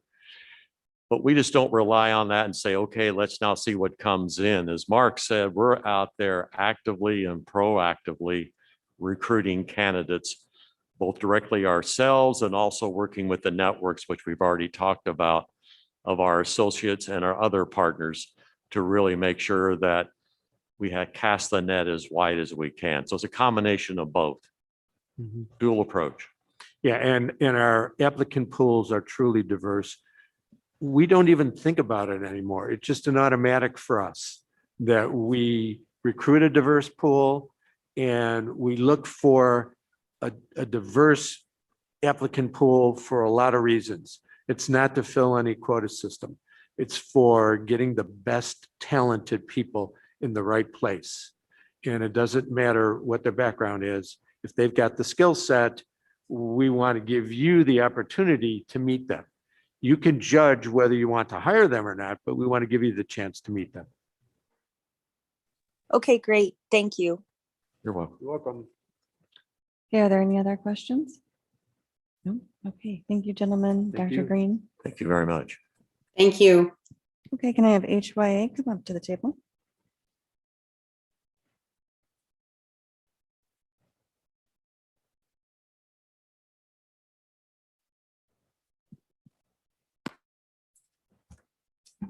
All right, good evening, good evening. I understand that we have 10 minutes to earn your trust. And I believe that our experience and expertise, our energy and enthusiasm will do that. And I'm going to make sure that it will be 10 minutes because this will go off at 9 minutes and 30 seconds. And then I'll wrap it up and take your questions. I want to be respectful of your time. So let's begin. As you can, all right, let's not begin. Can we have the next slide, please? There we go. Thank you. I think I'll just do that. If that's all right. Perfect. I'm not one to read slides, but the fact that a picture says 1,000 words, I think is important because this first picture shows what we're all about. That's our service mindset to the young men and young women, the girls and boys of St. Charles Community Unified School District 303. Just like these students of yours or Feed My Starving Children, everything we do, we want to focus on making sure that you have a really tough decision. And that decision will be finding the next leader from the slate that we give you who will be the perfect fit to serve these students, to serve your community, to serve your staff, and to work with you as a team member. We have 35 years of experience. Brian Harris and I are the consultants. You'll hear more about us maybe later. What we want to do again is focus on what we can do for you. Next slide, please. This is our recent and relevant experience within the last year. All of these districts, and we urge you to call any board member of any of these districts, and they will tell you what a good job our firm did. And I worked on Bentonville School District 2, Lyons Township, both Oak Parks and CPS myself. Brian is currently serving Niles North High School. Our process, next slide, please, looks the same as everyone else's. It is not the same as everyone else's. Let's continue. Because we seek first to understand what you're all about. We'll get to the engagement phase in a moment, but we need to review some documents. We want to see, learn more about your strategic commitments. We want to see your data on achievement, extracurricular, social, emotional health. We want to examine your books and finances, see what, and learn what you have to sustain, what the challenges and priorities are. So part of this will be document review, and part of it will be, next slide, please, our inclusive engagement phase. So we work with you to develop the search plan. But what's different about us, our survey is customized. It's customized to your needs. Sure, we have a stock survey. We have some sample questions we'll give you. But again, what our references will tell you, and I've done districts as large as 33,000 and as small as 2,200, I think, with Bentonville. Those surveys are customized. And we disaggregate the data 8, 9, 10 different ways, by your stakeholder groups, by your racial ethnic groups. We can do by how long people have lived in your communities. You name it, we can disaggregate that because it's all customized. Like the other firms, we prepare a leadership profile report. We have some posted on our website right now. I'm finishing up the Decatur, Illinois search and the Oak Park 97 search. Both those have leadership profile reports on that I wrote myself. We use that to recruit candidates, for interviewing candidates, and for the transition. Next, please. Here's an example of what we do with our engagement groups. And that's just an example of the individual interviews, the focus groups, and community forums. We run online community forums for the whole community and for the staff. We ran a community forum at the beginning of the search for Decatur, Illinois. We had maybe 50 people. On Monday evening, I ran the community forum for the 2 finalists. Talk about transparency. We ran the community forum. We had 364 people online. Everyone had the opportunity to provide an online survey feedback to that board. We're running another one Wednesday night for Oak Park 97, and you are invited to tune in and listen to that if you would like, because we think it's important to get that community input both on the front end and on the back end. Next slide, please. I appreciated the board member's question about working out with the partners in the strategic plan. Consultants Ken Arndt and Connie Collins have been assigned to work with you on the strategic plan. Connie and I are have worked together on 4 searches. And one reason that our costs, we'll be able to hold our costs down is because we can do a lot of this engagement work at the same time and not exhaust your community with surveys and focus groups. Next slide, please. The extensive recruiting phase is somewhat like everyone else's. Advertisements are advertisements. We all advertise in basically the same place. We all have social media. What distinguishes us is that website. If you go on it right now, you'll see 500 active searches. Oh my goodness, how could HYA be so busy? Well, we're not that busy. And as the holiday season has just passed, if you had the chance to rewatch Miracle on 34th Street, we are like Macy's. If you come to Macy's and we don't have it, as they did in that movie, we'll send you across the street to Gimbel's. So we post our jobs first. We post our competitors' jobs on our website because that draws everyone to our website. And you can go on there right now and see 500 active searches. You'll see ours first. As you go down, you'll see searches from other firms. Next slide, please. We walk the talk of equity. We put this out first and foremost because we know that opportunity and access matter to students, as it did to this young man who's showing off his academy appointment.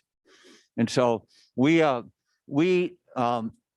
placed the Association of Latino Administrators and Superintendents pro bono. We get free advertising and recruiting from them. Connie Collins, our colleague, was on the NABSB executive board. So we bring in fact, for our 2 searches that are finishing up, the 4 finalists in 2 different districts, we have a white male, 2 African-American females, and an Indian woman. So we do walk the talk of bringing forward diverse slates and diverse candidates. Next slide, please. In the select phase, we have a portal for you. We want the board member to see every single application. We're going to recommend a slate of 6 to 8 candidates from all the applicants. We want to make sure that you have the access to every single application, all the notes. And of course, we do the interview workshop. We prepare what we call rubrics and look for us. What are the check marks in the leadership profile that you want to see in those interview questions? And as I said earlier, there's nothing like a community forum for the 2 finalists. We do this routinely. Again, I've done it in districts of 33,000. I've done it in districts of 2,000. Now, if the board prefers to keep it confidential all the way through, we'll do that. Lyons Township wanted to do that. If you want an advisory committee, as Oak Park High School, we'll do that. But again, we see more and more boards who want more transparency. So we run these community forums and allow the community to have feedback. Next slide, please. The transition phase, we do a debrief process. We develop the 100-day plan and assisted with drafting the superintendent goals. I just ran one of these for a unit district outside of St. Louis and would be glad to supply you with the report on that, and actually did a 100-day evaluation for the board. Again, that was part of the contract. The timeline, as with, I think, next slide, please. As with all the firms, we want to get this done by spring break, as close to April 1st as possible. And our record speaks for itself on meeting timelines. Next slide, please. We're $19,950 all in. We don't charge any expenses. Brian Harris and I both live in Barrington. We're right up the road. I was president of IMSA for 7 years. I drove down Randall Road or 31 or 59 pretty much every day. And, you know, we don't think it's right to charge mileage or anything like that. It's $19,950. We'll have advertising. We'll work with you on that. We have, we do extensive background research. However, we can contract with a third party if you're interested in that. Next slide, please. Our guarantee is similar to others. The only difference is we know what can happen with a changeover during elections. So we will, again, the first year, we'll redo the search for free, no matter what happens. If the candidate walks out, if you don't like the person, whatever. But for the second year, if there has been a board turnover, if the majority of the board is no longer on the board, then that's a different story, and we'll work with you because we're very sensitive to the climate in the country these days. There's my 30-second warning. Next slide, please. Here's the search team. And I won't go through all our qualifications. You should all know Brian Harris, superintendent of a large unit district, Barrington. And I've been everything from a substitute teacher to state superintendent of schools, president of HYA for 4 years. What's most important about this slide is we work with you and for you, not the other way around. Next slide. To close, our distinguishing differences. I hope you've had a sense of that from this presentation this evening. Again, the pictures say 1,000 words. And we talk about, I won't read this all through. I'm just going to hit on the last one. We did our first community forum in February of 2019. We did it in Glendale School District in California, 26,000 kids, a unit district, 3 different languages, 3 different translators. Our experience working with online, on-site is extensive, and we'll do that. And as we close, as I turn this over to questions, I just want to say thank you for your time and attention tonight. We are, Brian and I are committed to serve your students, your staff, your community, and to work with you as a team. Thank you. Okay, do any board members have any questions in the room?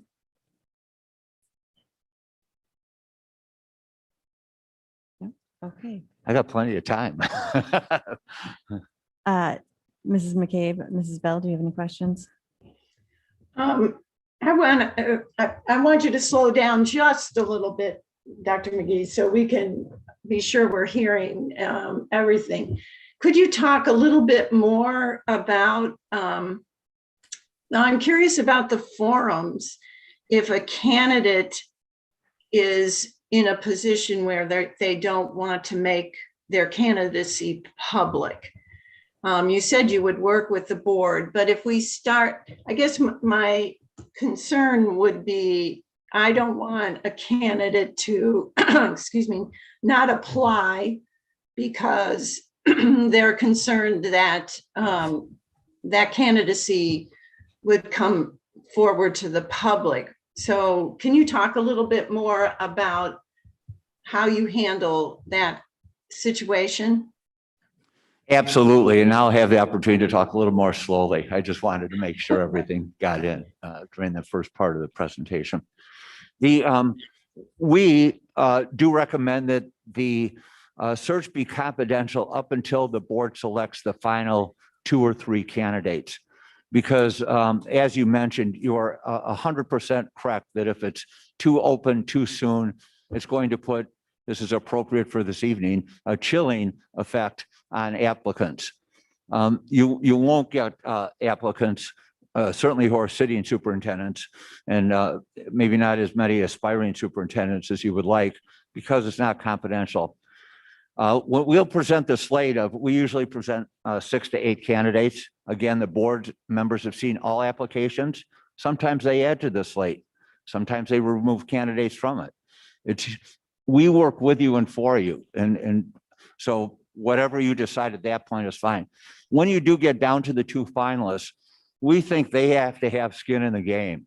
And frankly, if they are not willing to come before the community and introduce themselves and immerse themselves, show that they're walking the talk of immersing themselves in the community when they're a finalist, I don't know if we should consider them. And I believe that with all my heart. And I realize that some boards don't want to do that. And if the board doesn't want to, we don't. I graduated from Lyons Township High School. I ran that search. They wanted that confidential all the way through. And that's what we did. Oak Park River Forest High School wanted to just have a stakeholder advisory committee. That's what we did, and we facilitated that. We're finding more districts. Again, I did Fort Collins, Colorado, 33,000 kids. They wanted an open forum for the final three candidates. As I mentioned, Decatur and the Oak Park Forum, we have the two finalists on Wednesday night. And so this gives and the way we run it, we ask the candidates to make about a 10-minute presentation, and we hold them to 10 minutes. And then we have questions and answers from the community.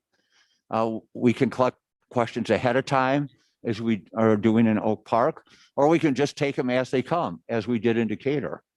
And which is pretty interesting, facilitating a community forum with 360 people who have lots of questions. But I think the important part then is having the feedback loop, so that everyone who listens to the forum does have the opportunity to answer a short feedback survey and provide that to all the board members. And again, this is one component of many of the written application, of the interviews, of the background check, of the experiences, of the resume. It's one component, but it's an important one. I hope that answered your question. Yes, thank you. I have another, since Hazard is also, HYA is right now involved in our strategic plan work. And you talked about that it would be complemented. Can you talk just a little bit more about that and why that would be, and you may have spoken about this already, but just go into a little more detail why that would be a positive for us to have your firm working in those two, in the three areas, actually, portrait of a graduate and a strategic plan. Sure. And I'm going to have to ask some of that question to be repeated. What were the two areas besides the strategic plan? Portrait of a graduate, and then we also have the equity audit going on. Could you hear me? I'm sorry, I just can't hear that. Could someone just repeat that? Thank you. Okay. Thank you. Portrait of a, I'm sorry, I couldn't hear you. It's Oh, I'm sorry. I'm further away, and it's not your fault. It's my own, I'm sure. So the portrait of the graduate is part of the strategic planning process to develop that. So that is part of HYA strategic planning process. And so, we are, we'll do that with you, and we think that's important to have. And what was the next one, sir? Strategic plan. Right, and the third. And the equity audit. Again, you saw our firm's record, and you could heard our record about equity. We would like to work hand in glove with that firm. I think part of the equity audit will probably involve a survey on their part, and I think we could work together because we build our survey for you from scratch, that we could perhaps ideally work with them to include some of those survey questions on there. We, in our same thing with our focus groups and our community forums on the front end, we think it's important to have those questions that matter to them. So I got into education for equity. I started my career. I know a lot of people have talked about what they've done. I'm just going to tell you one story. I started my career. I went to Dartmouth as an engineering major. In 1969, I worked in a residential program called The Better Chance with 12 young men from Harlem on a 24/7 residential program. And it was truly a life-changing experience when you see what opportunity and equity and access could do with kids and appropriate support. And I remember telling my dad, I'm going to be a teacher, and his silence on the phone. He said, I'm proud of you, son, but that'll take about 200 years to pay back your tuition. But that equity has driven me and driven my wife. We actually have our own nonprofit Center for Success for High Need Schools. So when you talk about working with the equity audit, that's our wheelhouse. Thank you. I have one more question. I don't know if you can hear me, but there are optional transition services, which you call leadership coaching, governance, superintendent evaluation. Could you talk a little bit about what that and what kind of costs that might be? Yeah, certainly. So for the transition meeting, we help the candidate, or well, actually at that time be the superintendent, develop a 100-day plan to bring to the board And we use that time. It's a long meeting. It's, 4 to 6 hours. And we work with the board. We actually interview the board members again. So we interview you before the superintendent's hired and after the superintendent's hired to talk about the goals that you would like to see for that new superintendent. And so at that transition meeting, we go through the 100-day plan. We set out some goals that we'd like to see accomplished in that 100-day plan. And then we'll come back and facilitate an evaluation workshop in a certain amount of time, a formative workshop. We like to do a mid-year review. And for an extra fee, we'll do a summative workshop at the end of the year. But again, we think this initial 6 months is critically important to the superintendent's success. And that's why we like to work with the board on this. This is why we like to make sure we have clear goals, and we can also facilitate this mid-year performance review. We just did this it's Maplewood Richmond Heights School District outside of St. Louis. We just finished a mid-year formative review for the new superintendent there.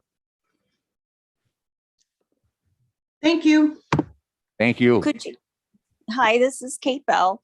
Can you talk about what might be an advantage or a disadvantage to having you also be our search firm for a new superintendent candidate, in addition to also are utilizing other services through your company? Can you talk about what might be an advantage or disadvantage for us to do that?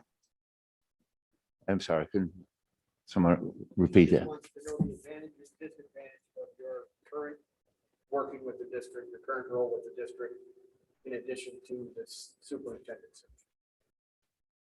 I think, thank you. I think the big advantage is that we can consolidate some of the services. So we can consolidate focus groups and forums, because there has to be some overlap.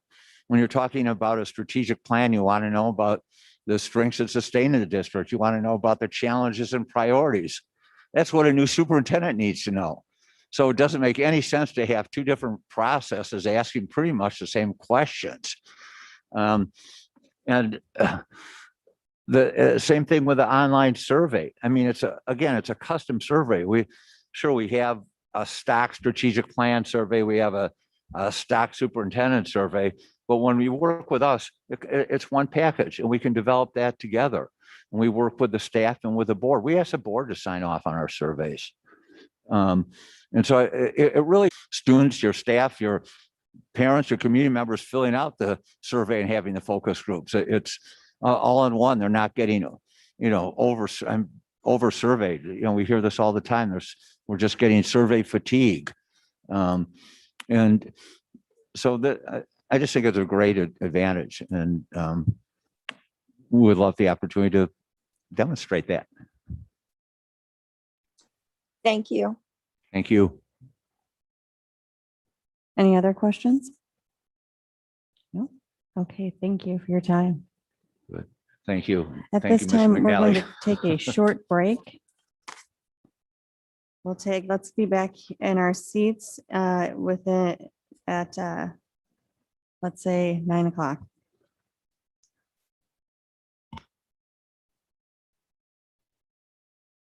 It's halftime. Would any of you like to step up and stretch or whatever? If not, we'll just We'll be back in a few minutes. Okay. We're gonna just take a short break, and we'll be back in just a few minutes.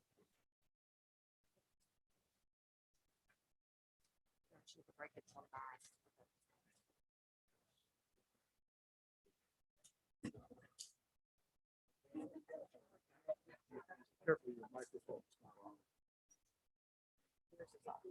No, it's on.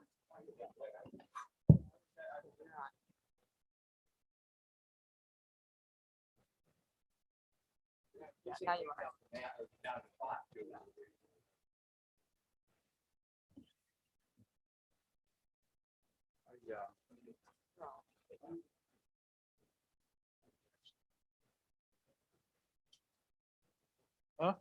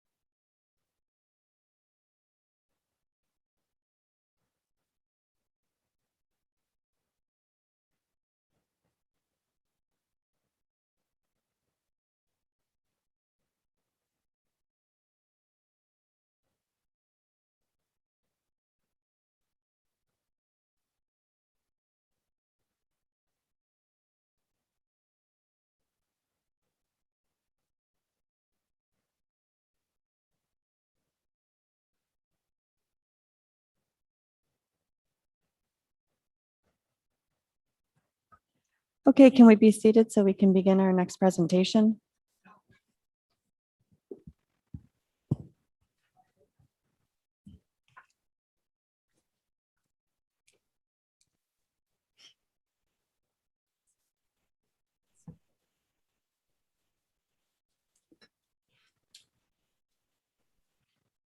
And our next firm is GR Recruiting.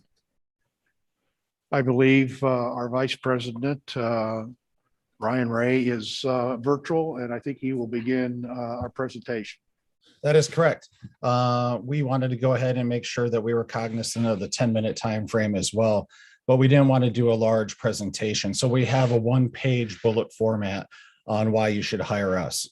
So my name is Ryan Ray. I'm the Vice President of GR Recruiting. Realized that I've been doing this work for 21 years the other day, and some of the largest school systems across the country, including West Palm Beach, Florida, which was the 7th largest school system in the country, all the way to Seattle, Washington. So we're happy to be here, and I will go ahead and I'll let my team introduce themselves. Ladies first. Thank you. Good evening, and on behalf. Said ladies first. Oh, ladies first. Well, That is correct. okay, ladies first. Good evening, everyone. My name is Kathy Countryman. We're excited to be here on behalf of GR Recruiting. I currently, not currently, I retired in July of 2020 after 20 years as an administrator in Sycamore Community Unit School District, 8 of those as a superintendent, 8 as the assistant sup, and then 4 years as a building principal. So I'm happy to be here tonight as you embark upon this huge journey. That's such a great opportunity for your board to hire a new leader. So I got to introduce myself first, but actually Bob's going to lead off the presentation. So I'm going to throw it over to him, and then I'll have some comments later. Thank you very much again. Well, good evening again on behalf of GR and Recruiting. We appreciate the opportunity to be here this evening to assist you in the help of the board achieving its goal of selecting its next superintendent, a selection that will enable the district to meet its mission and also enhance the vision of the St. Charles School District. Just a brief bio on my background. I've been in education for, well, a little over 50 years, and most all of that has been in administration in a variety of posts in administration, serving one term as 13 years as a superintendent of schools. I've been an interim, I've been an adjunct professor at Olivet Nazarene. I'm currently serving as vice chair of the Kishwaukee College Board of Trustees, and I've also been involved in numerous superintendent searches throughout Illinois. I believe you have received our packet, so I will be brief and try to contain ourselves to the 10 minutes that we were allotted.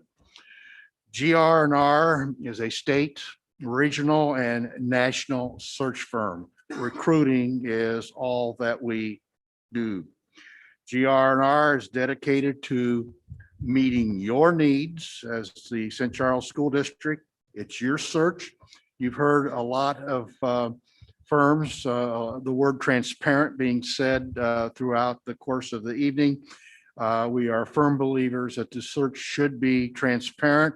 And as usually when we get down to the final 2 or 3, then as the board wishes, we can then be a little more close as far as the people who are involved.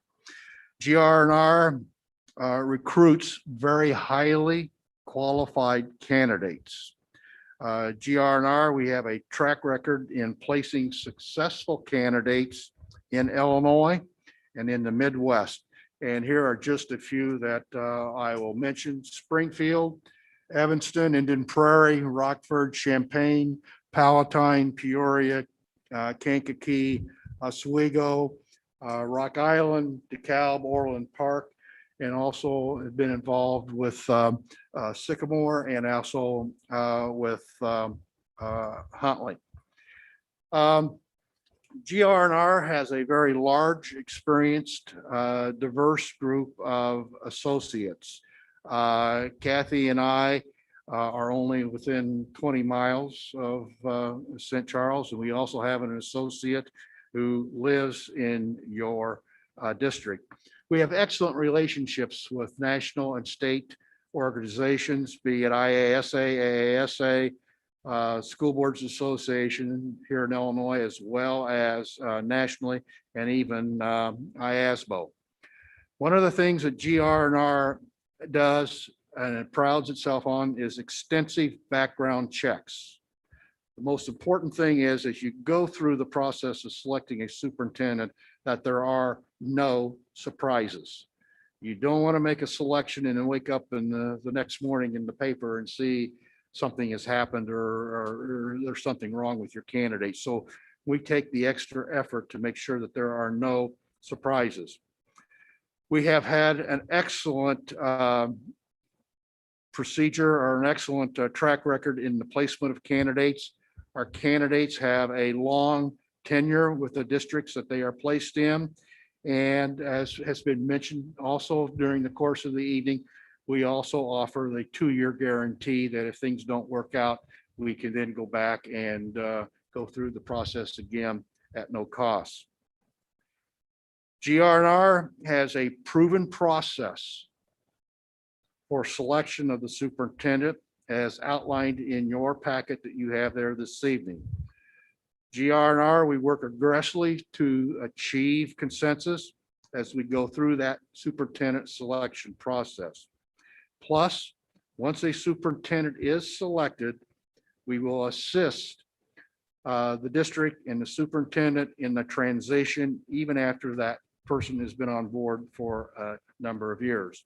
Now, Kathy's going to talk a little bit about the process and some other things. So Sure. Thanks, Bob. As Bob mentioned, my role tonight is really to talk with you about the process that we would like to offer you. But remember, this is your search. We are here to take the direction from the board and use the resources that we have in order to create a search for your students, your staff, and all stakeholders to find your next leader here in St. Charles. In the packet you saw, and I'll point to the document, there's like a cyclical chart that talks about each step of the process, and then I'll walk through those real quickly. But one thing I wanted to mention on that chart, you saw where it says board input, and that board input is at the top because that's the first thing that we do. But also along with that board input, that actually could be placed everywhere on that chart and smack dab in the middle, because the board input is so important to this process. This is collectively as a board, this will be one of the decisions, biggest decisions that you'll make, as I stated before. So when we look at the process, of course, we will sit down with you and take board input. Many of the other firms mentioned this too as well, and we would interview each of you, as well as we would have a survey tool that we would also have you fill out.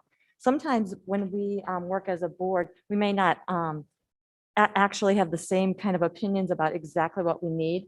So our job would be to look at that survey, to have those conversations with you, bring the board together so we were all on the same page with regard to what we were looking for. The profile has also been mentioned many times tonight.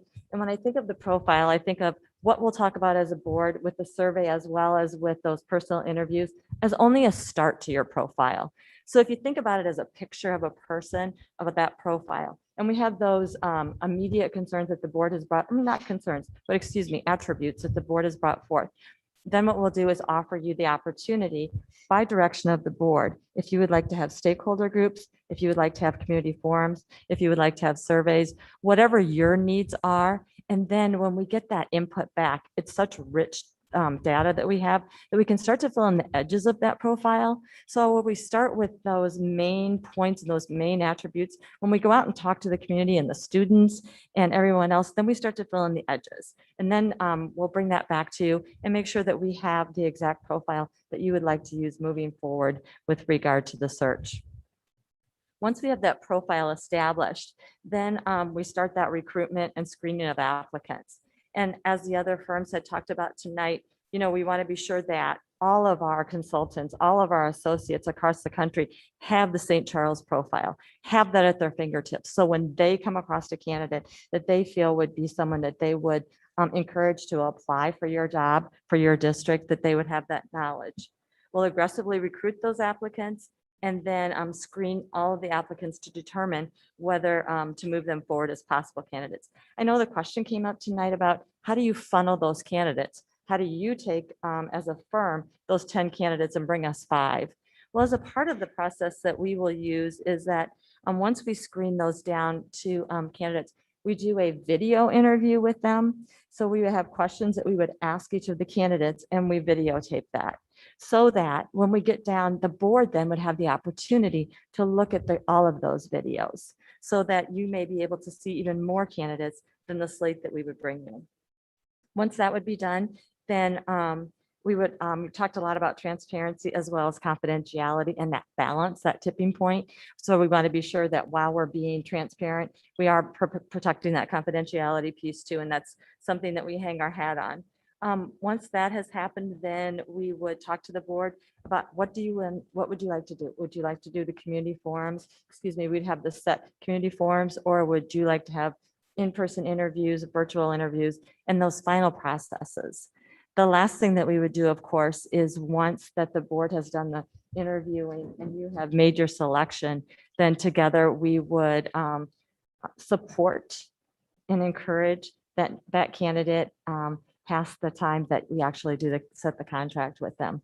And of course, that's a celebration for you that you've done all this hard work. You've created this profile along with your community members, as well as done your screening, your due diligence with interviewing, and chosen a candidate that you know that's going to be the next great leader here for, like I said, students, staff, and your community. So that's the main points of our process. I know it's in your packet. There's a couple other things that are in your packet too that I would point to. One is our partnership with K-12. And if we need further elaboration on that, Ryan can do that for us this evening, or if you have any other questions. Another thing that GR is also offering right now to boards is our recruiting search firm equity program. And those are actually modules that boards of education can choose to dive into if they would like to work on equity. So from my perspective, as regard to the process, I think it's very comprehensive. I hope you do too. I hope the information in your packet answers the questions that you have about the process. And if not, I'd be glad to address any of those this evening. Ryan, did you have anything else you'd like to? Yeah, I would just like to go ahead and point out that one of the things that makes us so strong is that we attend state and national conventions. We were actually at including myself, I was at the Tri-Conference, a few months back. I guess it was right before the holiday season, downtown Chicago. And we also attend AASA, which is the, administrators convention that will be held in Nashville, Tennessee this year. In fact, our firm is actually making 4 presentations at AASA this year. I've actually made presentations there. I would say for the past 15 years. I'm actually the former president of Ray and Associates. We also attend several conventions such as NAPSE, which is the National Alliance of Black School Educators. In fact, one of our associates who is in Illinois, she actually is the vice president of NAPSE right now. And we also attend ALICE, which is the Latino Administrators Convention as well. And we actually do cohorts with them. So our firm is one of the only firms that they actually do cohorts with. So we also do CUBE, which is an urban education convention that we will be attending, as well as the Council of Great City Schools, which is some of the biggest urban systems in the country. In fact, we're the only firm that actually goes and attends that convention. So it's one of the things that truly, truly sets us apart from everybody else. We're open to questions. Okay. I have a quick question. You've mentioned that you have local, state, and national searches. We've heard from some other firms that there's some focus, more locally, some focus Midwest, some. But what is your focus when you search? What's our focus? Ryan, do you want to address that? The focus of our searches, is it Midwest? Talk a little bit about the focus of the searches. Sure. Our focus is we have associates all over the country, in Washington, California, Florida, North Carolina, Virginia. Right now, we're doing Fairfax County, Virginia. We have associates that are in that state. So we are a national firm, but we're also a state firm. We're also a regional firm. It really depends up to you. If you want us to be a regional firm, we can do that for you. If you want to focus on the states around you, such as Iowa, Indiana, Kentucky, etc., we can do that for you. If you want us to be a state firm, we have plenty of associates that can be boots on the ground. But in reality, you want to go fishing for the best fit for your needs. So we are a national firm. You never know where your next superintendent's going to come from. It may be local, it may be down the street, or it may be in Iowa City, Iowa, for all we know. But that candidate could come from, for example, Oregon. Maybe it's somebody that's been in the state of Illinois prior.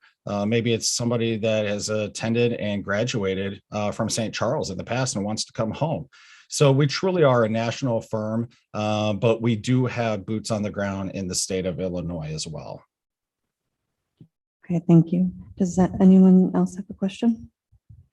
I had a quick one. Can you guys hear me okay? I'm sorry. Can you hear me okay? I guess that answers that question, actually. Louder. We'll go a little louder. How's that?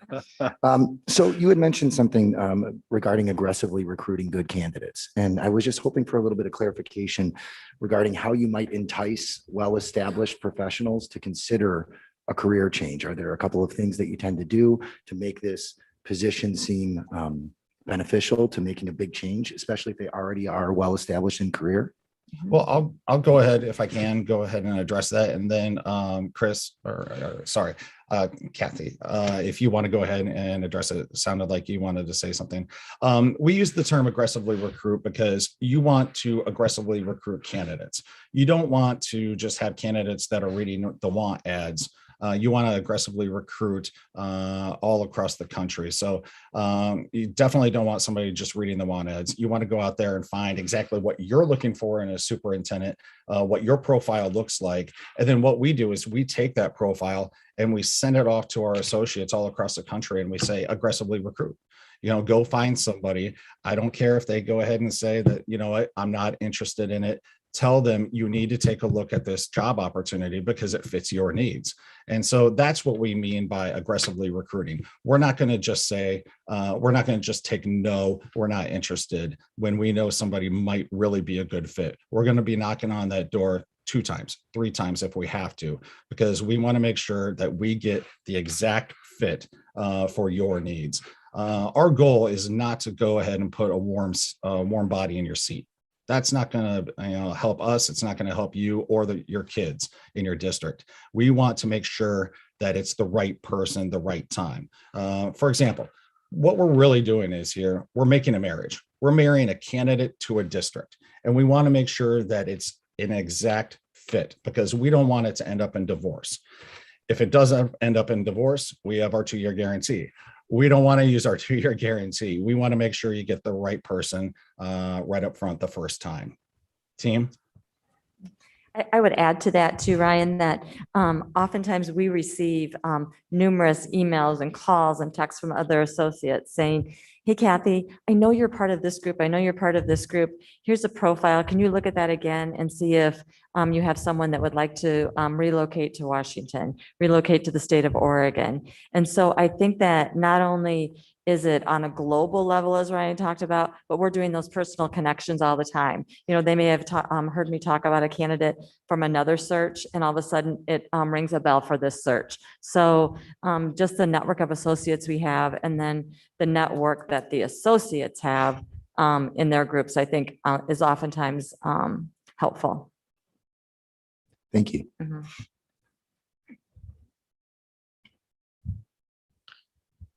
Anyone else have a question?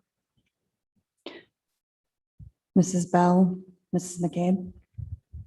I just want to thank you for presenting. I would just like to know what you do once the superintendent has been hired. What do you offer it for transition or support for new superintendent coming to the district? Sure, I can start that. and then- ahead. Okay, so as a part of that, once the superintendent is in the district, we've been working with the candidates all along the recruitment trail. So we would have a good relationship with that person already. And then we would be able to offer some networking to them as far as having them join other groups, meeting people around, and then also supports continually. So Ryan or Bob, do you want to add anything to that? More specific? Well, we will, once a candidate is selected and is on board, we will work very closely with that individual to make sure that he or she is successful as possible in meeting the board's goals, as well as you've heard before, a transition plan that a superintendent would bring to the district. And again, it depends upon whether or not you have an individual who may come up as an associate superintendent and has not really had a superintendent's experience, or someone who has been a superintendent already for 10 years. It depends upon maybe that person's experience and background. But even though you may have had 10 years experience as a superintendent coming into a new district, you still need to be able to have someone help guide you, not only within the community, but also with the board. And, if there are issues or concerns, we can work with monitoring the board as well as with the new superintendent. Thank you. And just then real briefly, how you heard us talk about that we have all these other community and audits going on. How would you see yourself fitting into that as we're doing that at the same time? Well, I would think that our role as a recruiting firm would be to ensure that whoever you selected as a superintendent is up to speed on the dynamics of all of your other community groups, and to work with that individual to be able to collegially work with those groups. I do not see, we are a recruiting firm, and for us to insert ourselves into community groups and activities and committees is something that we would work through with your superintendent, not directly as another organization coming in to help guide these committees doing whatever it is that they may be doing. I would say, however, I'm sorry, Becky, but I would say we would value the input from these organizations and when it comes to helping recruit. So yeah, we don't necessarily want to dive in and look over their shoulders, but we would gladly take the input and have it help us with our recruitment. Okay, thank you. Mhm.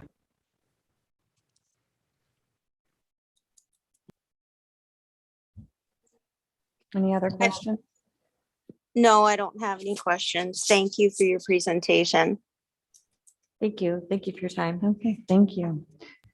Can I have McPherson and Jacobson come up to the table?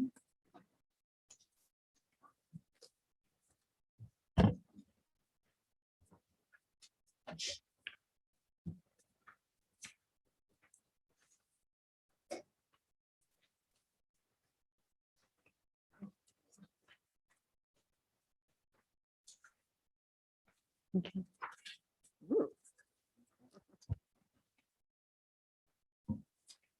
Good evening. Thank you very much for allowing me to be here this evening. I'm with the search firm of McPherson and Jacobson.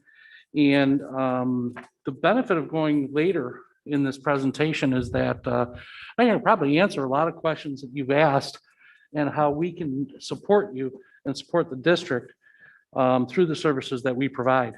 McPherson and Jacobson, my name is Bill Karen. I'm a retired superintendent. I live in Galena, Illinois, and I'm retired out of Scales Mound. I have experience as an administrator in Naperville, 203 in in Skokie and in Lamont and in Justice. And I also have been a teacher in Naperville, Arlington Heights, and Hoffman Estates. So I grew up in the area. I grew up in Glen Ellen, and my family still lives this way. We have cousins and friends and all that live actually here in St. Charles area. So I'm familiar with both the rural and the suburban districts and what the expectations are, what the differences are, because I know that in St. Charles, we still have some rural areas as we do up in Scales Mound or in Galena. So it's very important that I have a little bit of that experience. McPherson and Jacobson has been around since 1991. We have 125 consultants throughout the nation. We're one of the largest national search firms, along with some of the colleagues that are out here this evening. We have placed over 870 superintendents throughout the nation, particularly in California, Colorado, Arkansas, Nebraska, Iowa, the eastern or the western part of Illinois, and Wisconsin.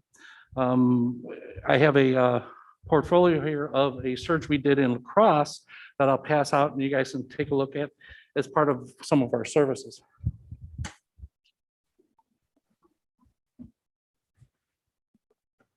One of the most important parts in education, if you look at the research by Marzano, is stability and quality. If you have a stable administration and a quality administration, your students are going to perform better. I think that that's really important.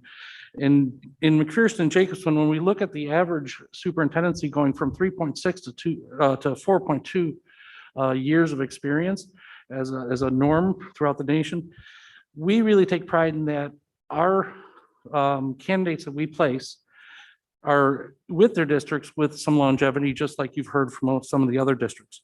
As a matter of fact, over 40% of our administrators continue in their current positions 15 years after they've been placed.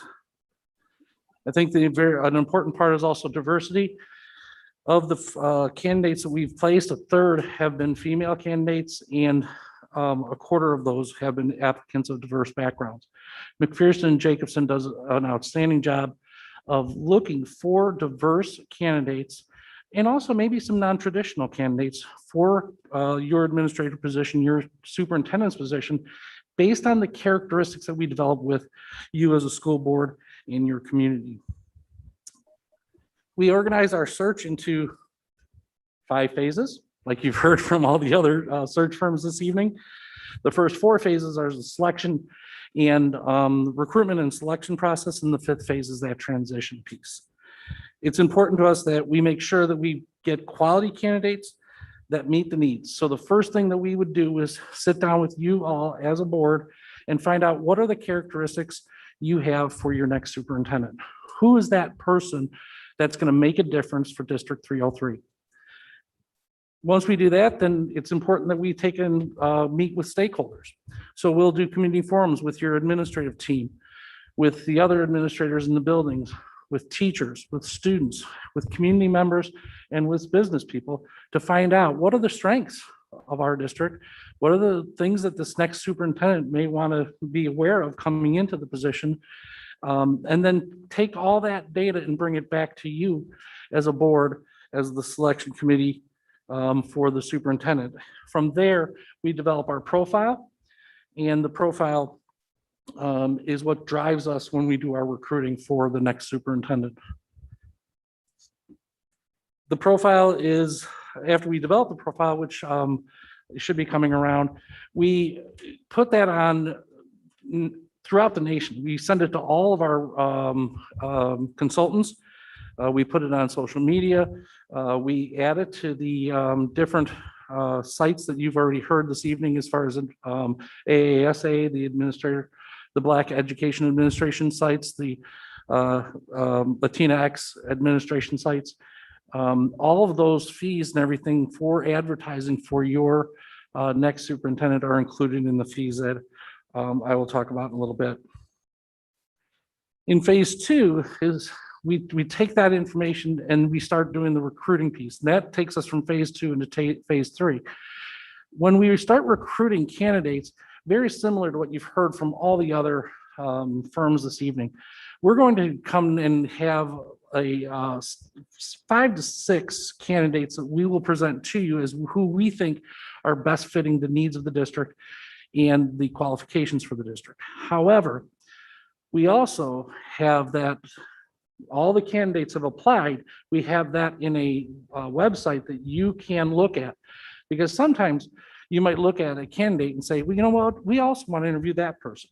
And we take that into consideration. I think that's the piece of the transparency that we provide, because we don't have a pool of candidates. We don't have a kind of a stock group of candidates we go for. We do follow strong administrators throughout the nation. If we have a candidate who we felt was strong, but maybe didn't fit the needs of a district, we might do as I think GNR just recommended or said, we might go to that candidate and say, hey, this position's opened up at St. Charles. Would you be interested in? Here's what it's about. I think that's an important piece of recruiting, is that we are recruiting and developing strong quality administrators that will lead this district during a very trying time, during a time that's ever changing. Which is something I've saw on your website that is important to the district, is that you want to prepare the students for success in an ever-changing society. In phase 3, we then would provide you with the opportunity to interview the candidates in a couple different ways. We would, if we brought you 6 candidates, you might want to do semi-finalist interviews. And that would be a day where just the board members would meet those candidates and interview them. And then we would narrow it down to 3 finalists. The 3 finalists, we would have that second group of the transparency. That 3 finalists would meet with people that you've selected through the community, through your administration, through parents, to meet with each of the 3 finalists and also meet with you again as a board. From that, you would make your selection for your next superintendent. I think those steps are very, very important. So that would be steps 1 through 4. In the 5th step, that's that transition piece.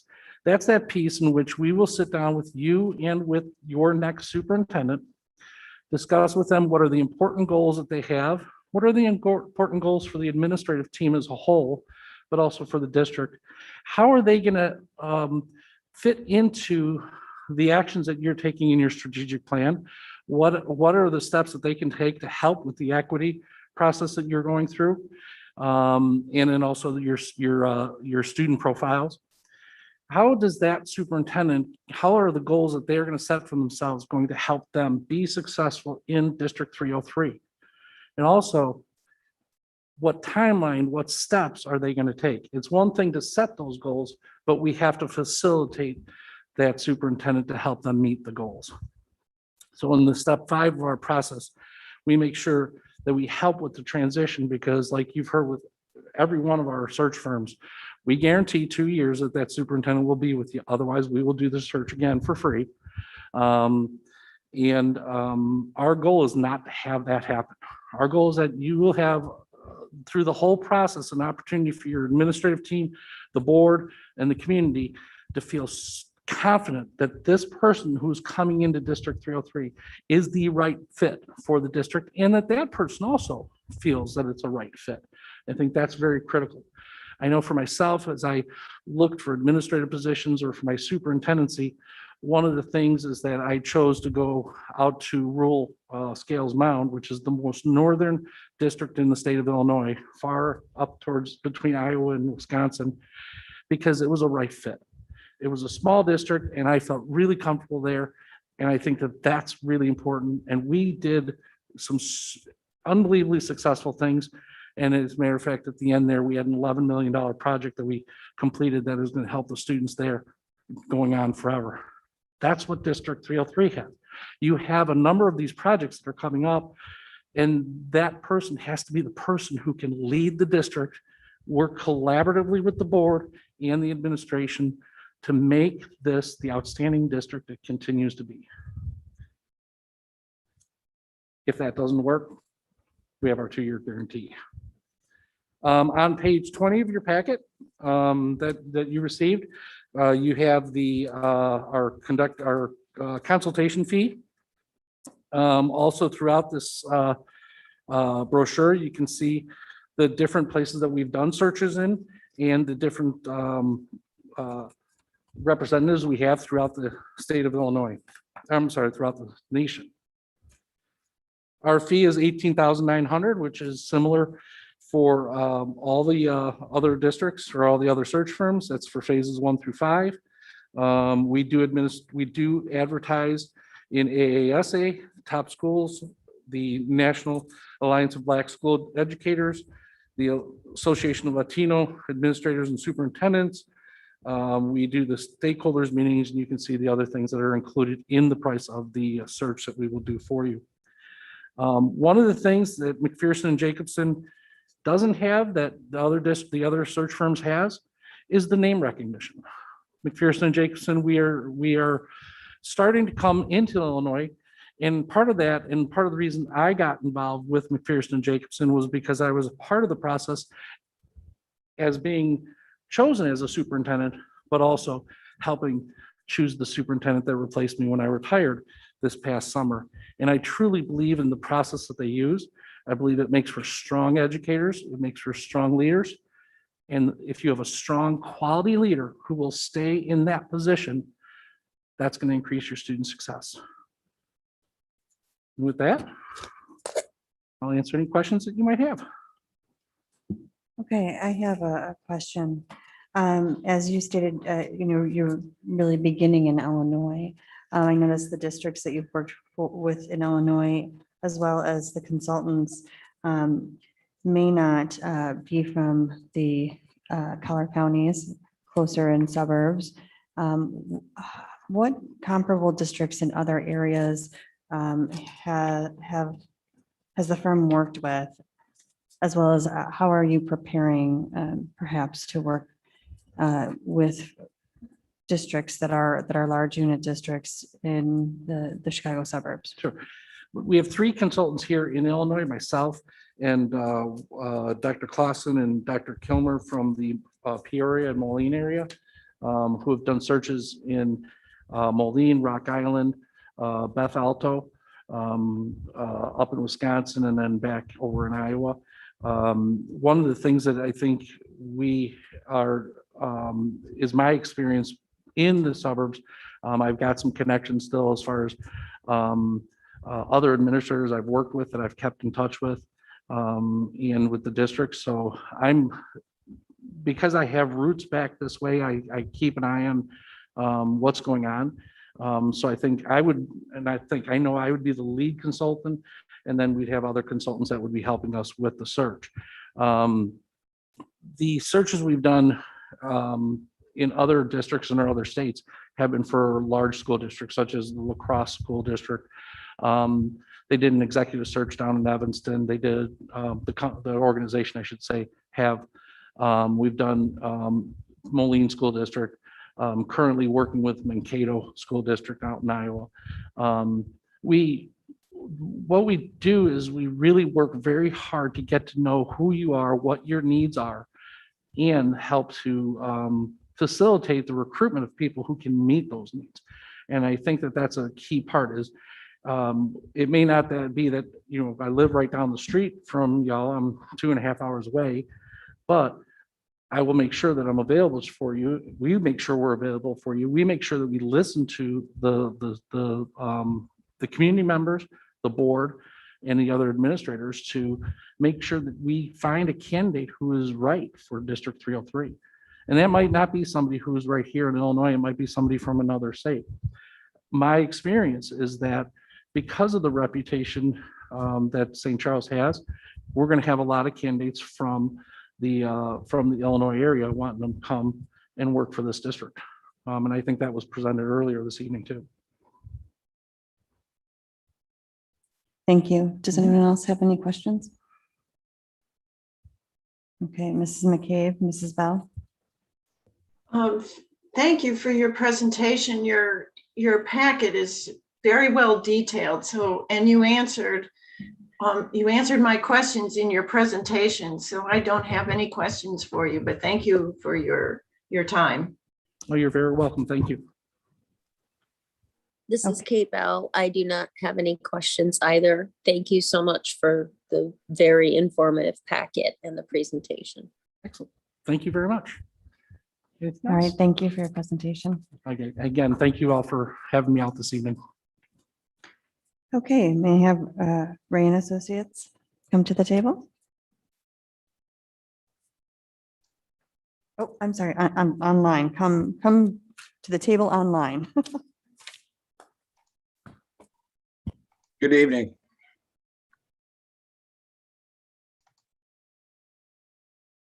Don't wait, Sue. Okay, I didn't know if you could see it or not. Wait, we can see it. Push it Okay. back so I can see everybody. And then we'll share it. Let's see. Don't worry, just leave it. Just leave it. Okay. Thank you. Good evening. Can everybody hear me? Yes. Good. Do you want us to start? I mean, what's your preference? Are you Yes. taking a couple? Thank you. Thank you very much for your time. I'm Mike Collins. I have the privilege, and I mean that with a capital P, of being president of Ray and Associates. I know it's been a long evening, so I really appreciate your endurance. And we will in one way be concise and direct, and then hopefully also be very engaging, because the biggest part of this, even though it's a short period of time and we want to respect the time, your questions and our conversation are most important. I'd like to ask my associate, Sue, to introduce herself first. I'll introduce myself, make a couple quick comments. We'll get into a fairly brief presentation with only a few slides, and then we'll get into question and answer. So Sue, if you would move forward, please. Yes, thank you, Mike. I'm just saying good evening. It's been a long night, so I do appreciate your tenacity and true grit for hanging in there with us. It's my honor just to introduce myself a little bit. I'm Dr. Sue Savaglia Jarvis. I'm a recent retired superintendent from the state of Wisconsin. I have overall 37 years in education, from an assistant superintendent to principal to teacher. I've been the president of the Closing Achievement Gap for 2 years in the state of Wisconsin. I've also taught some administrative courses. I've mentored superintendents and principals, and I've done some presentations at the AASA National Superintendent Conference, and I'm a national certified superintendent with AASA. So it is my pleasure to be here with you, and it is the most important job that you're doing right now, is beginning to find out which firm will help get you through this next step. So thank you. Thank you very much, Sue, and thank you all. The other thing I'd like to add, I appreciate you being respectful of our thoughts and preference. We would much prefer to be with you, although you probably see much more of us than if we were sitting there at the table with our masks on. But I thank you for being understanding, because in the month of January, I'm not sending an associate into harm's way for presentations anywhere in the country. We hope that this thing will crest, fairly soon, in early to mid-February, and we'll have a chance to move forward.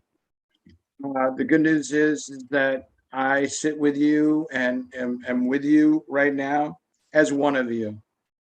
I spent 2 terms, 8 years as a sitting school board member in a district of 16,000 students in a suburban district of Columbus, Ohio. And then I had the privilege, at the request of all the major state education associations in the state of Ohio, to run for the State Board of Education, because in Ohio, board members are elected. And I served in that capacity for 2 terms as well, until I was term limited. This is my 6th year with Ray and Associates. I've been a regional director for Ohio, Pennsylvania, and Michigan for my first 4.5, roughly close to 5.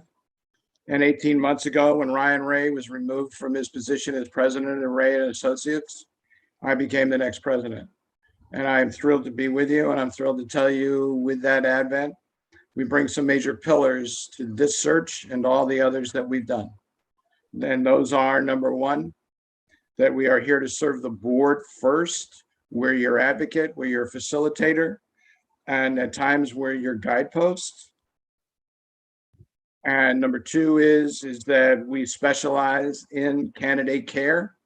We have the largest pool of candidates in America. And I say with great pride, we are the only search firm in America that is led by a woman owner. We place more women and persons of color in the superintendency than anybody in the country over the past 7 years. And in the last 19 months during the pandemic, we have placed 61 superintendents, 44% of those are persons of color, and 33% of those are women. So that's kind of a bit of who we are. I'm going to get into a brief summary about what we do and how we do it, and then we'll move forward. But I want to take just a minute to congratulate you all. I have a pretty good familiarity with who you are and how you got there. But you know, you sit there on the AP honor roll. You have an average SAT score around 1250 and an average ACT score of around 28 approaching 30. You have a 95% graduation rate. You have a 96% student attendance rate. You have 93% ninth grade on track. You have hovering around the 60% proficiency rates for reading and math. This doesn't happen automatically. This happens because of your work, the work of your staff, and the intentionality of bringing your students the best opportunity possible. If you engage with us, you will engage with a firm that far beyond adult behavior, adult performance, that we are only here to provide you with assistance to find the best leader for students. And that is our entire focus. So I want to, again, congratulate you. Oh, by the way, the other one in terms of frugality, you also have the lowest tax rate in Kane County, and I think that's something to be very proud of, and I'm sure your constituents are pleased. You mind sharing the screen and we'll go through the summary page? Well, let's look at the team first and then we'll go through the summary page.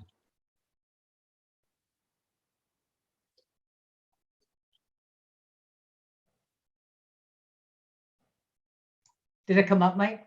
No, not yet. Let's see. It's okay. So no worries.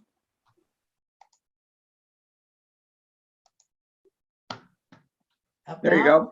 Okay. Yep. There you go. You go to the next page, please. Thank you. This will be your team. And we do this in teams across the country with our scores of associates. Particularly in terms of all functions as it relates to all internal processes, all materials that come to you, all interface with the school district personnel, some interface with the board as well. Will be led by Kathy Schoenfelter, who's a vice president of ours. We have a home office in Cedar Rapids. We have 3 full-time employees, and we are the only major firm in the country that has a full-time staff. You've already met Sue, and Bridget Cheney will be your other team member in addition to myself. And Bridget is an assistant superintendent for pre-K through 8th grade in Grand Rapids, Michigan, and has been with us for about 14 months. And she has exceeded so well in so many ways, in so many places. We've already made her a national associate. So this will be your team. This is who will work with you throughout the process. Next slide, please. Okay, this is actually the summary of our normal presentation, but given our time limitations, so I'm going to take you just through our highlights. Number one, we are the oldest firm in America, and we've been here 45 years. We have completed the most searches of anybody in America. It's over 16,000, and actually we are 1,600, and actually we are approaching 1,700. And we typically bring the largest pool of candidates, which during the pandemic has most often been between 40 and 50 completed applications. Our engagement process, and I'll try to be brief because I think our proposal is extremely thorough. And I have a feeling that's really the reason we're here with you tonight. And Kathy and we all have to thank Kathy for that because she's the architect and the deliverer of that. But our comprehensive constituent and community engagement process is we do it on the front end as it relates to building a profile. So we will do board interviews with each of you. We will do focus groups with constituents. We are all trained facilitators, and we are very skilled and extremely competent in dealing with communities and community personalities of all makeups in this time of somewhat volatile conversations with school boards and school activities. We have an equitable and very structured process that allows us to keep everybody participating focused on the task, which is their contribution to the search.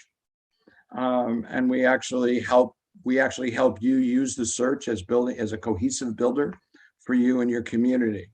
In addition to these constituent groups that we will do the interviews and do the facilitation, we will write up all the themes. We will write up the themes from your individual board interviews.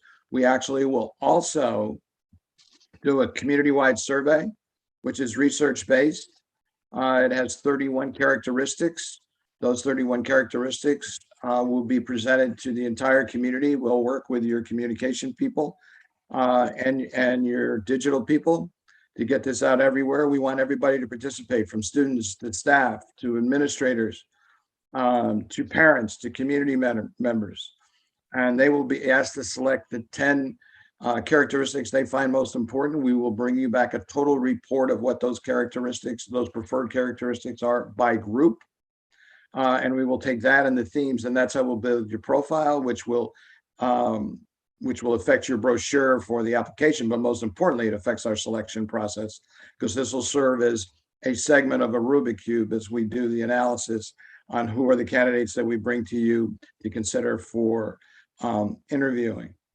The next pillar of ours, and I mentioned it before, is our diversity, equity, inclusion, and social justice commitment.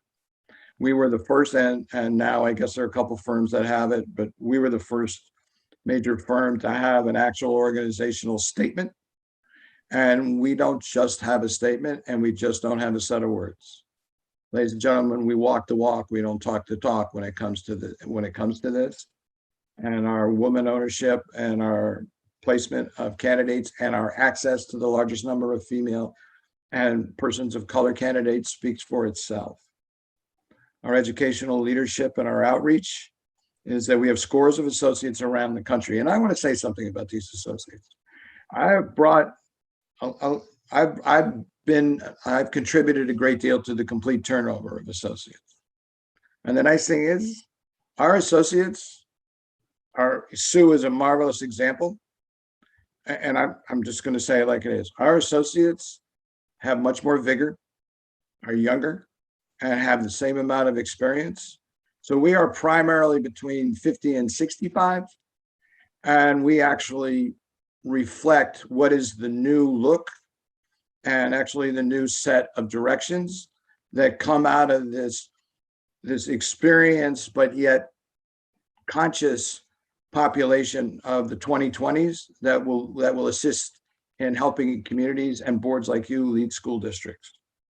We have longstanding relationships with your state association. We have done 20 searches in Illinois, and we did your search in 2007. So we actually place more advertising than anybody else of any of the organizations with the national associations, and we'll come with a set of recommendations. We do not mark up any of the advertisements. So what the price is, the price is. We will work with your state associations and you to place those. So just because we're a national firm, we won't forget Chicago. As a matter of fact, I have placed, out of these 61 superintendents personally, I have placed 5 superintendents from Chicago, or 5 employees from Chicago in superintendency roles since I've been president. And then we have the largest website traffic of anybody in the country. We average 28,000 unique visits to our website every single month. And because now that we're in the heat of the season, in December, we crossed the 30,000 mark just for December alone. And that's part of how we get the word out. So it's the advertising, it's our associates, it's our relationships. It's the fact that like others, we knock on other doors. We don't just wait for them to come to us. And because our breadth is so great, it's much easier for us to knock on doors. And our website is a huge advantage. We also offer you, when we bring you recommended candidates to consider for interviewing, you'll not only get their applications, their letters of reference, et cetera, and all the things you would expect, but we actually were the initiators of the video. It's done by a company called SparkHire. We've been doing this for over 10 years. And it's not the same as an interview, but it gives you a sense of how these people respond to questions they haven't seen. How well do they respond on their feet? And most importantly, it gives you a sense of their demeanor. The last part of this part on candidate information, and most important, we do 2 phases of background checks. We will do it in the social media, news media, et cetera, phase of that comes in with the candidates that we recommend for your consideration to be interviewed. And that'll be in depth, and we'll report it to you. And then secondarily, for your finalists, we at no expense to you, we have a national firm that we engage that does everything but an FBI check on your finalist candidates. So by the time you're ready to make an appointment, you'll have no questions. Our theme in this area is no surprises. Just to give you an idea about board leadership and how important we not only think it is, but we bring to the fore and facilitate. Keep in mind, this is your search. Obviously, we talked about the board interviews, but more importantly, we'll make recommendations on a timeline. You set the timeline. We'll bring you a comprehensive compensation list of people in Illinois and then people across the country for a district like yours in terms of what they're getting compensated, but it'll be your choice. We will suggest the profile, you will finalize it. We will suggest the structure of the questions and the interviews. You will modify those, amend those, and then you will finalize it. And most importantly, we'll facilitate your decision-making as a board using an instrument that's a force prioritization instrument called a matrix, and that will help you at least have a benchmark of a numerical indicator from you as a board of how you feel about these candidates, along with your conversation and consensus building.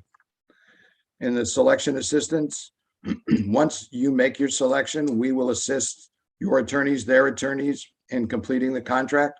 We are not lawyers. We do not do the contract, but we usually mitigate some major questions about things around benefits or what they're typically used to and what you are.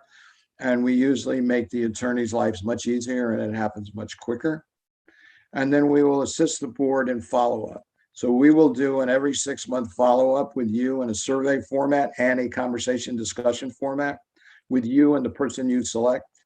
We guarantee, it's up to you to use us. If you use us, we will guarantee that we will do it every 6 months for 2 years. If you want to go longer, we will do it as long as they are there. So there is a follow-up process. We don't just finish and close the door and say, thank you very much. We will be with you throughout the process. And we have 2 guarantees. Number 1 is the 2-year guarantee. And it's very similar to the others that you've heard. Some were 1-year guarantees that you've heard. I know McPherson and Jacobson has a 2, and ours is somewhat similar. The search doesn't work out for some reason with these caveats: act of God, health reasons, or if for some reason this, you and the superintendent split and somehow you pay him severance beyond your commitment to what was left on the contract. Those are the only 3 things that says we won't guarantee to do the search again. I want to point out that we're approaching 1,700 completed searches in the history of this company. To my knowledge, to the best data that I can find anywhere, we have only done 17 of those ever. That's all I can find. I can't tell you that's an absolute accurate number. I can tell you that's the data I can find. The 5-year guarantee is that we guarantee you, and we will put this in the contract, that we will not go back and solicit or present any opportunity to a candidate we place until they've served at least 5 years. We believe the sustainability and the longevity of a superintendent is critical to the success of a district, and it's very critical to a district such as yours, which is extremely good and wants to be great. To give you an idea, as you heard from other search firms, the average length of a superintendent in district of your size and makeup is 3 to 4 years. Our average is 6 years, 7 months. There was a time period a while ago that we hit 7 months, 1 year, 7 years, 1 month, but kind of took one slide. But we are still at 6 years, 7 months. Next slide, please.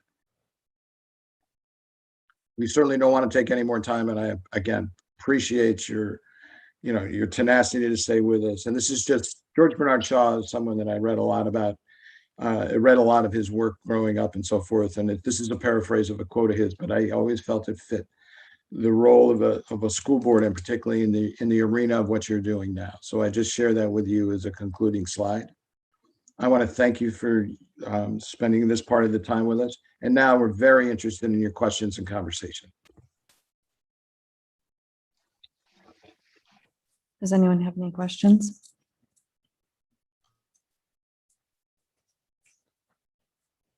I'm not seeing any questions in the room. Mrs. McCabe, Mrs. Bell, do you have any questions? I don't. Thank you. Very comprehensive. Thank you. No, I do not have any questions at this time.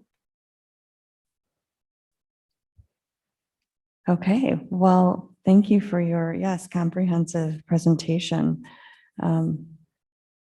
At this time, what I would like to do is discuss, before we move on from this item, two things. Do we want to bring affirmed action tonight or wait until the 18th? And then we'll talk about the motion, whether we do it tonight or the 18th. Madam President, can I just interrupt? We just want to say, we didn't have an opportunity to say thank you. Thank you for your time. Thank you for your good work, and thank you for what you do every day. Godspeed. And most importantly, be well and be safe. Thank you. Thank you for your time tonight.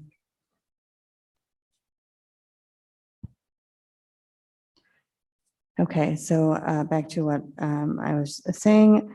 So action tonight or wait until the 18th. I'm thinking that we've heard a lot of information tonight and we may want to marinate a little bit before we bring a motion to the table. And a few days might help with that. I concur with that. I think this is not a decision we want to make hastily, and we certainly don't want to make it after we've been here for a long time and maybe got a lot of things ruminating in our brains. I think it's best to give ourselves some time to absorb some of this. Okay, thank you, Mr. McNally. Does anyone else have a thought about this? No, I concur. Mr. Lackner, Mr. Kuschert? I'm comfortable with the 18th. Okay, and Mr. Kuschert, I saw a thumbs up, so. Yeah, that's good with me. I have about 7 pages of notes to review. Mrs. McCabe, Mrs. Bell, does it sound good to go ahead and do the action item on the 18th to you? Yes. Go ahead, Kate. Go ahead, Becky, it's fine. I'm fine with it. I just had a couple questions. Do we want to do some reference checks before we come together on the 18th? If so, who would do that? Are we going to keep all of the firms waiting, or do we want to focus on just a few? Yeah, the second item was, how do we want the motion to read? Are we wanting, as we've done in the past, going through each firm as a separate motion? Or do we want to eliminate any at this time?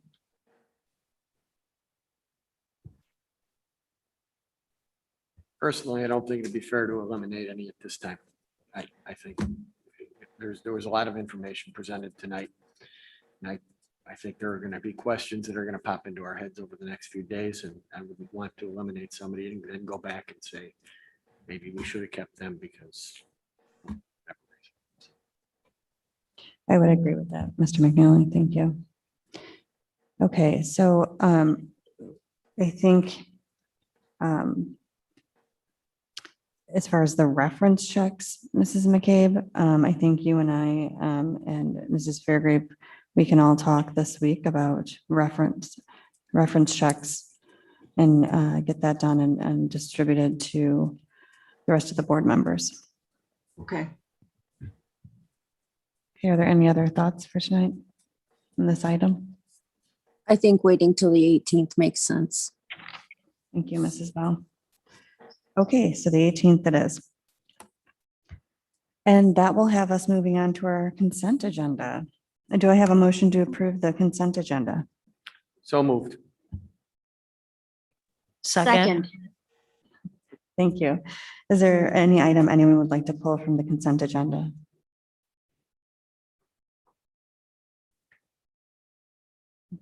Okay, that looks like a no. Ms. Marsan, would you please read roll? Yes, Mrs. Fairgrave, Yes. Mr. Kuschert, Yes. Mr. Lackner, Yes. Mrs. McCabe, Yes. Mr. McNally, Yes.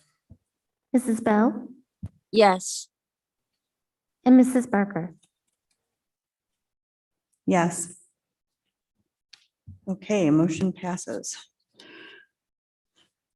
All right, so item number 6, for action, selecting a firm to perform the superintendent search. We will be moving that to our January 18th learning. We'll have a special meeting the night of the learning and teaching meeting.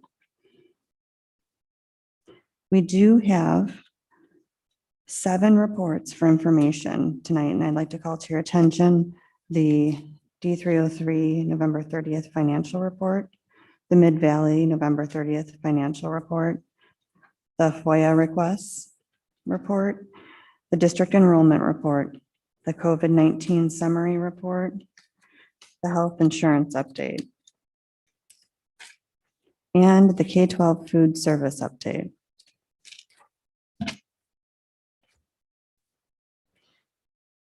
We have no new business listed. Does anyone have anything they would like to add to the new business section?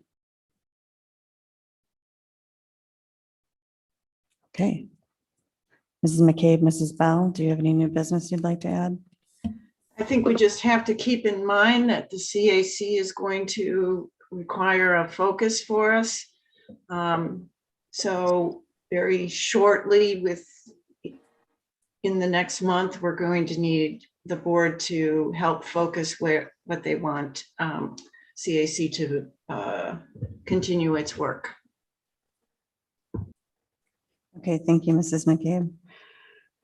Do we have any citizens' comments? Okay, that is a no. We do not have any citizens' comments. And without further ado, do I have a motion to adjourn the regular board meeting January 10th? So moved. Second. Ms. Marson, the roll, please.